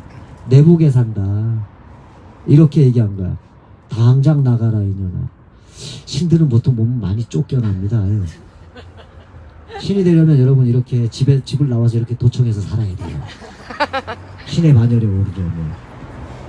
자기 집을 버리고 이렇게 남을 위해서 헌신할 수 있는 모습. 신이 되려면 이래야 돼요. 신이 되고 싶은 사람이 있나 모르겠습니다만 그렇게 해서 쫓겨나니까 여기저기 다니다가 마퉁이라는 놈을 만나가지고 산에서 말을 파서 이제 그걸로 먹고 사는 사람 만나서 결혼한 다음에 큰 부자가 돼서 이제 부모를 막 그리워합니다. 마침 부모는 이 가문장하기를 쫓아낸 뒤에 다시 쫄딱 망해가지고 거지가 돼버렸고 심지어는 맹인까지 돼버린 거예요. 그러니까 가문장하기는 부자가 된 뒤에 우리 부모님 어떻게 살고 했는데 소문 들으니까 거지가 됐다는 말 들어가니까 야 거지 잔치를 한번 열어서 석 달려를 거지 잔치 열어서 우리 부모님 찾아오게 하겠다. 어디서 많이 듣던 얘기죠. 뭡니까? 심청. 네, 동해안에 가면 심청굿이 있어요, 우리나라. 여러분 판소리나 뭐라 이런 것들이 다 굿에서 유래된 거예요. 예술은 기본적으로 종교에서부터 인류의 모든 문화는 신화나 종교에서부터 비롯됩니다. 네. 그래서 신화를 아주 쉽게 푼다면 모든 것의 처음, 그러니까 태초라고 생각하면 돼요. 그렇게 해서 맹인잔치를 열었더니 아니나 다를까 부모가 왔고 부모의 눈을 뜨게 합니다. 그렇게 해서 이제 그 운명을 관장하는 여신이 됐어요. 제주도 여성들의 진취성을 보통 놓고 어떤 신화적인 담론을 펼칠 때 자청비하고 이 가문장하기를 제일 많이 이야기합니다. 근데 네. 그 말은 당연히 옳은 말이지만 한편으로 그것과 다른 각도에서 볼 필요도 있다. 그러니까 이제 가문장하기가 갖고 있는 권능 속에 여성성, 남성성이 공존할 수 있는 코드도 숨겨져 있는 걸 찾아보라. 그런 의미에서 드리는 말씀입니다. 네. 중간중간 좀 건너뛰면서 얘기할게요. 우리 흔히 마녀, 마귀 이런 말을 많이 하죠. 네. 중세 유럽의 마녀 사냥 막 이런 것들, 또 마귀 할멈. 마귀 할멈 하면 우리 제일 먼저 떠오르는 게 백설공주에 보면 마귀 할멈 그 이미지 사과 하죠. 근데 마귀는 우리나라 여신, 설문대와 비슷한 여신인 마고의 다른 이름입니다. 서양에서 들어온 개념이 아니에요. 네. 강원도 쪽이나 이런 데 가게 되면 네, 마귀 할멈 해가지고 사람 잡아먹는 해코지하는 그런 신으로 추락해 있어요. 남성 권력 사회가 되면서 여신들이 이제 급격하게 왜곡당하는 거야. 서양에서 마녀의 존재로, 우리나라 같은 경우에는 뭡니까? 마귀 할멈의 존재로. 네. 그 이야기 하나만 알려드릴게요. 제가 쭉 읽어보겠습니다. 이거는 북한의 전에 구빈마을이라는 데 전해오는 전설인데, 평양시 강동군 남쪽 구빈마을에 전승되고 있는 전설에는 이런 내용이 전해온다. 단군이 거느리는 박달족이 마고가 족장으로 있는 인근 마고성의 마고족을 공격했다. 싸움에서 진 마고는 도망친 후 단군의 동태를 살폈는데 단군이 자신이 부족에게 너무도 잘해주는 것을 보게 된다. 이에 마고는 단군에게 마음으로 복종하지 않을 수 없게 되었다. 단군은 투항한 마고와 그 아래 9장수를 귀한 손님으로 맞아 극진에 대접했는데 9 손님을 맞아 대접한 곳이 구빈마을이고 마고가 마고성으로 돌아오면서 넘은 고개를 왕림고개라 한다는 것이다. 자, 이거 무슨 말인지 알겠죠? 그러니까 여신숭배사회, 석기, 예, 석기시대와 철기시대, 남성권력사회 충돌. 근데 역사라는 것들이든 대부분 이런 것들은 이긴 자의 기록으로 많이 남죠. 구비전승에도 그런 측면들이 없잖아 있습니다. 이게 단적인 예죠. 남성 권력의 상징 단군과 이제 충돌하는 지점. 이렇게 여신들은 이제 그 철기시대, 국가시대를 들어오면서 남성들에 의해서 철저하게 배제당합니다. 그러니까 건국신화 같은 거 보세요. 옥녀가 단군을 낳고 그 다음 어떻게 하는지 아무도 몰라. 누가 부인이 주몽을 낳기만 해. 그죠? 이런 게 다 그런 거예요. 건국주를 낳는 어머니 역할. 그러니까 어머니 여신, 모성, 아까 처녀, 부인, 할망 이런 게 되게 가부장적인 프레임이라고 제가 얘기했던 게 여기서 드러나는 거예요. 모성만 강조되는 거. 모든 권능을 다 갖춘 어떤 풍요의 모성이 아니라 생물학적인 모성이 강조되는, 또 여성의 성 역할이 강조되는 그런 단어이기도 한 거죠, 한편으로. 그러니까 어머니 여신이란 말은 쓰지 말아야 된다 이런 사람들도 있습니다. 그냥 여신이라고 해라. 자, 요게 이미지 몇 장 했는데 요 가운데는 그리스 새벽의 여신 헤카데, 요거는 메두사가 뱀의 머리로 막 된, 요거는 릴리스라고 하는 신인데, 예.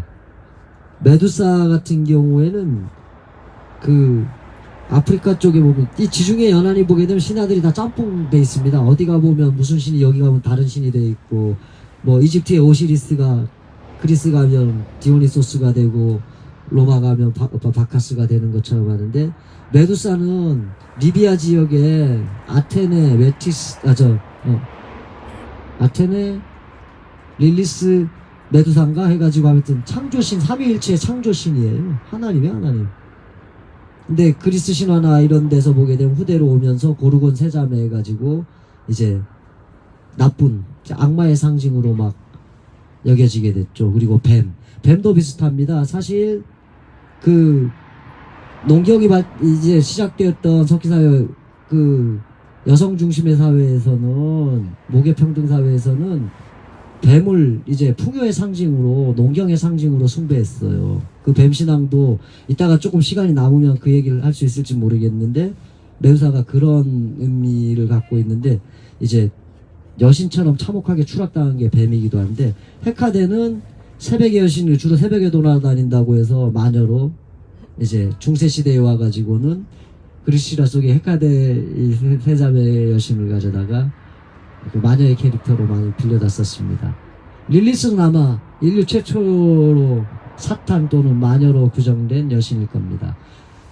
하나님이 기독교에서는 성서에 아담과 이브를 창조했다고 나오죠. 성서의 외경 중에 하나인 어떤 게 있냐면, 태초에 창조한 게 아담의 갈비뼈로 이브를 창조한 게 아니라 아담과 동시에 흙으로 빚은 게 릴리스예요. 근데 릴리스가 낙원에서 처음으로 추방돼요. 하나님한테 개겼어. 뭐라고 한 줄 아세요? 남녀가 섹스를 하는데 왜 매일 남자만 위에 있느냐. 아주 단적으로 이 메시지 아주 강렬하죠. 그러니까 쫓아낸 거예요. 쫓김을 당한.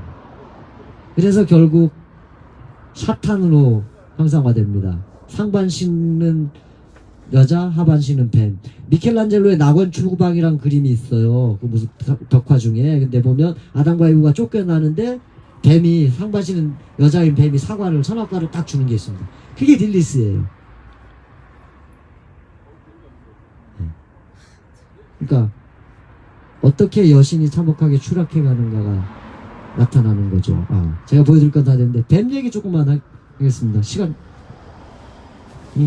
좀 있네. 뱀이, 여러분 제주에 막 그 뱀신앙 얘기 많이 들었죠. 토산 매물이 얻으면 뱀 쫓아온다. 여기 제주도 분 한 번만 손 들어 주십시오. 네. 제주도 분들은 토산 매물이 얻으면 뱀 쫓아온다는 말 다 들었을 거다. 근데 이거는 사실 토산만의 문제가 아닙니다. 뱀은요, 전 세계 농경사회에서 다 숭배했던 거예요. 뱀 잘 생각해 보세요. 뱀의 생태적인 조건, 습성. 땅 속으로도 지하로도 굴 파서 들어가. 물에도 살아. 땅 밖으로도 나와. 땅을 갈아엎어줘. 뱀은 또 허물을 벗어. 죽지 않아. 그리고 뱀은 뭐죠? 쥐를 잡아먹어. 곡식을 지켜줘. 물을 지키고 곡식을 지켜. 죽지 않아. 그러니까 서양에서는 뱀이 농경사회가 아니거나 교역이나 어떤 그 수렵, 목축사회에서는 뱀을 뭘로 했냐면 영원불멸의 상징, 생명의 상징으로 여겼어요. 그래서 약국 마크 보세요. 세계보건기구 마크. 뱀이 따리를 끈 지팡이에요. 이게 아스클레피오스, 우스레 신의 지팡이에요. 성당 다니시는 분, 천주교 신자님 계십니까? 네. 거기 구약에 보면 그거 나와요. 아론의 지팡이. 뱀 지팡이에요. 뱀 지팡이. 하나님의 상징으로서. 기독교에서도 뱀은 필요에 따라서 하나님의 상징이 되기도 합니다. 뱀을 사탄으로 동일시하는 건 좀 다른 맥락에서예요. 이거 약간 여신이 마녀가 되는 맥락하고 비슷한 어떤 고대 중세적인 담론이 이렇게 반영된 결과인데, 뱀은요 그렇게 해서 풍요의 신이고 막 이랬는데, 그런 것들이 남성 권력 사회로 오면서 여신이 내침을 당하는 것처럼 퇴치의 대상으로 존재해요. 그러니까 보면 우리 전설 같은 거 중세 기사들이 뱀에서 비롯된 게 용 아닙니까? 굴 속에 있는 용 잡아 죽였다. 악마인 용. 우리 제주도에도 보면 김병사굴에 뱀이 있는데 해바다 처녀를 잡아먹어서 그걸 사또가 가서 죽였다. 남성들이 주로 뱀을 퇴치하는 존재로 나오죠. 근데 보면 무속신앙에서는 반대의 경우가 많습니다. 뱀이 오히려 남성들을 징벌해요. 그래서 뱀을 살려내는 굿까지도 하게 되고, 칠성본풀이란 제주도 신화를 보면 장나라 장솔령, 송나라 송설룡이라는 부부신의 사이에서 칠성아기씨가 태어났는데 어쩌다 보니까 이제 다른 사람의 아이를 갑자기 임신해버린 거야. 2년 망하려내 해가지고 돌로 된 상자에 넣어가지고 바다에 띄워보내버렸어요. 그러니까 물 위에 3년, 물 아래 3년 바다를 항해하던 이 볼상자가 어딜 왔냐면 제주도로 들어와서 함덕 해변가에 딱 들어온 거야. 해변가에 들어왔는데 누구도 거들떠보지도 않고 이상한 상자가 나타났는데도 쳐다보질 않으니까 이 마을에서 날 대접하지 않는구나 해가지고 연마을 해안을 따라가지고 제주도를 한 바퀴 다 도는데 가는 데마다 마을에 다 번양당신이 있어서 내가 들어설 자리가 없어서 다시 함덕으로 온 거야. 전혀 거들떠 안 봐. 이러니까 안 되겠다 해가지고 이제 풍운 조화를 일으킨 거예요. 사실은 처음에 들어왔을 때 거들떠 안 본 이유가 뭐냐면 해녀들이 딱 상자를 열어본 거예요. 처음에 왔을 때 열어봤는데 그 이제 칠성아기씨가 상자를 떠다니면서 딸들을 줄줄줄줄 해가지고 이제 딸 6이나 낳은 거예요. 근데 다 뱀의 모습을 하고 있는 거야. 뱀으로 변신했던 거야. 징그러워서 버려버렸던 건데 다시 돌아왔을 때도 또 홀대하니까 이제 조화를 일으켜서 병들게 해버린 거예요, 사람들을. 그러니까 이제 모셨는데 이제 함덕에는 급서황하늘이라고 해가지고 용왕의 딸이 바위로 변신해서 모셔진 당이 있거든요. 그 당도 섬겨야 되고 이 당도 섬겨야 되고 하다 보니까 주민들이 대접을 제대로 못하는 거야. 여기서 배고파서 신도 배고파서 못 살겠다. 잘 먹을 수 있는 데 가자 해가지고 이 어머니와 딸들이 줄줄줄줄 제주시를 향해서 온 게 어디까지 왔느냐 하면 뭐 어디 지나고 해가지고 산지철에 딱 와가지고 산지철 물에서 야 너무 더운데 좀 멱이나 감고 가자 해가지고 목욕을 하는 사이에 그 칠성통에 사는 이제 송대정집의 며느리인가 딸인가 부인인가가 빨래하러 왔다가 보니까 뱀들이 막 헤엄치고 있는데 신기해 보이는 거야. 뭔가 좀 신비한 기운이 느껴져서 빨래방울을 내밀면서 저한테 태운 조상이면 나하고 인연이 있는 조상이면 이쪽으로 드십시오 해가지고 모셔간 거야. 모셔가니까 이 집안은 엄청난 부자가 된 거예요. 근데 나머지는 어디로 갔느냐? 관화로 들어간 거예요. 관에 들어가지고 어떤 지는 이제 곡간의 신이 되고 어떤 데는 감옥의 신이 되고 뭐 무슨 뭐 감옥 관청지기 옥지기 뭐 무슨 지기 하면서 이제 관아의 터줏대감 신이 된 거예요. 근데 어느 날은 사또가 행차하는데 이들이 이 뱀신들이 밖으로 나왔다가 그 사또 행차길에 발각이 된 거예요. 그래서 사또나 이런 관원들이 와가지고 에이 징그럽다 하면서 죽여버린 거예요.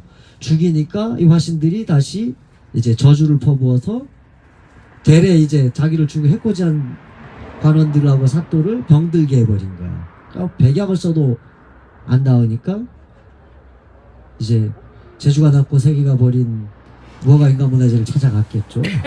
찾아가가지고 이게 어떻게 됐느냐. 칠성신을 잘못된 칠성 홀대한 탓이다 해가지고 칠성 새남 굿을 내라. 부활굿 새로 태어나는 굿 해서 굿을 내가지고 살려내는 굿 했다. 그러니까 남성 권력 사회에서도 수많은 쟁투가 있었다는 게 그 신화에 반영돼 있는데 그렇게 민가로 들어간 신은 제주도 곳곳에 민가에서 모시는 신이 됐어요.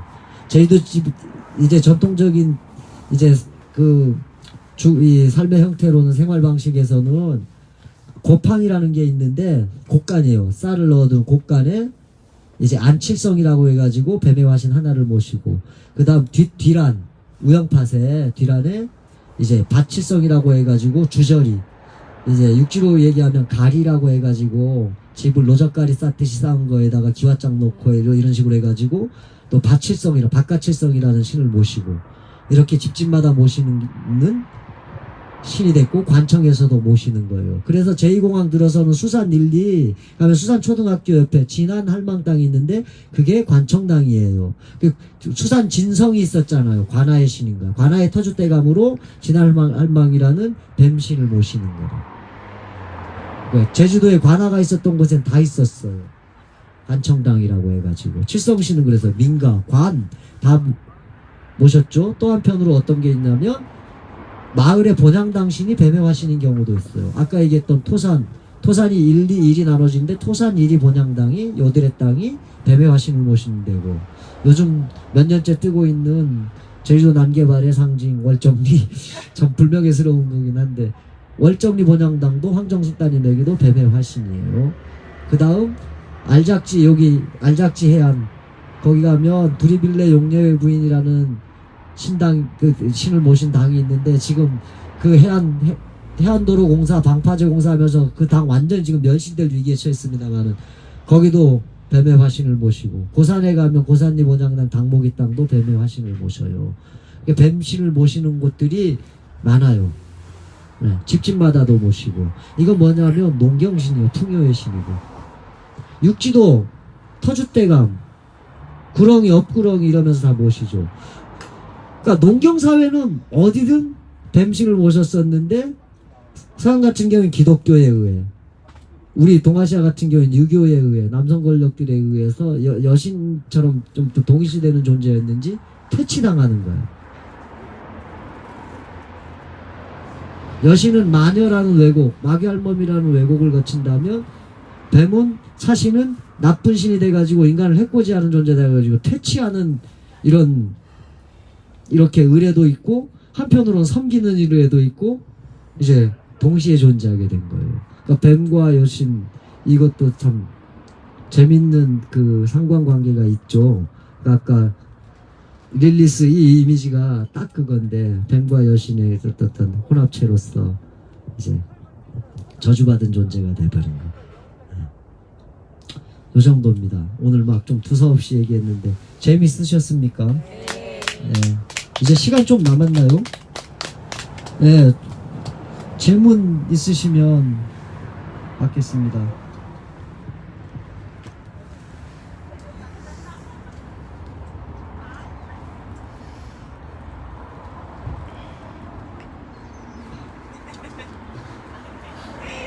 아, 슬퍼. 재미가 없었군요. 무슨 말 했는지 모르겠어요. 네. 질문 없으십니까? 그럼 뭐 저번에 말씀드렸다시피 뭐 오한이 있거나 이런 분들만 따로 나가시면 도로 들어오셔서 부탁드리겠습니다. 저희도 속담에 그 말씀도 있습니다. 큰 굿 하면 큰 밭 사고 좋은 굿 하면 좋은 밭 삽니다. 예.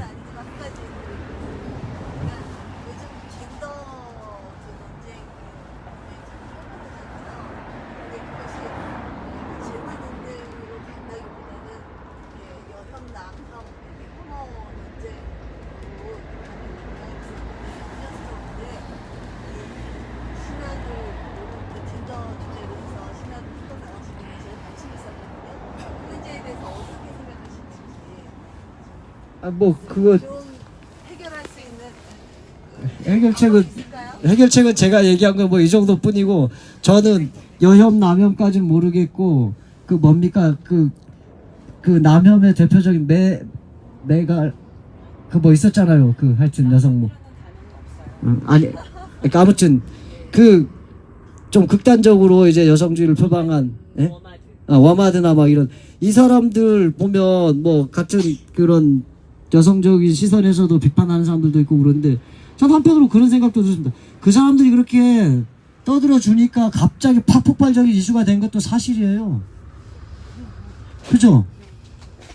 그렇게 안 했으면 그게 어떤 사회적인 문제로 공론화되기도 어려웠다고 보아지는데 전 그 정도고 뭐 남혐 여혐 이거는 제가 뭐 다른 문제는 아닌 것 같고 저는 딱 그 정도까지 생각합니다. 우리가 장애인 차별하지 말자 하는 게 장애인 인권 얘기하는데 장애인 인권을 우리가 주장한다고 해서 비장애인이 고통받는 거 아니지 않습니까? 여성 남성 어떤 그런 성평등 그걸 넘어서는 성평등을 얘기한다고 해서 어느 한성이 억압받는 것도 아닌 거 똑같은 거 아닌가 그 생각 듭니다.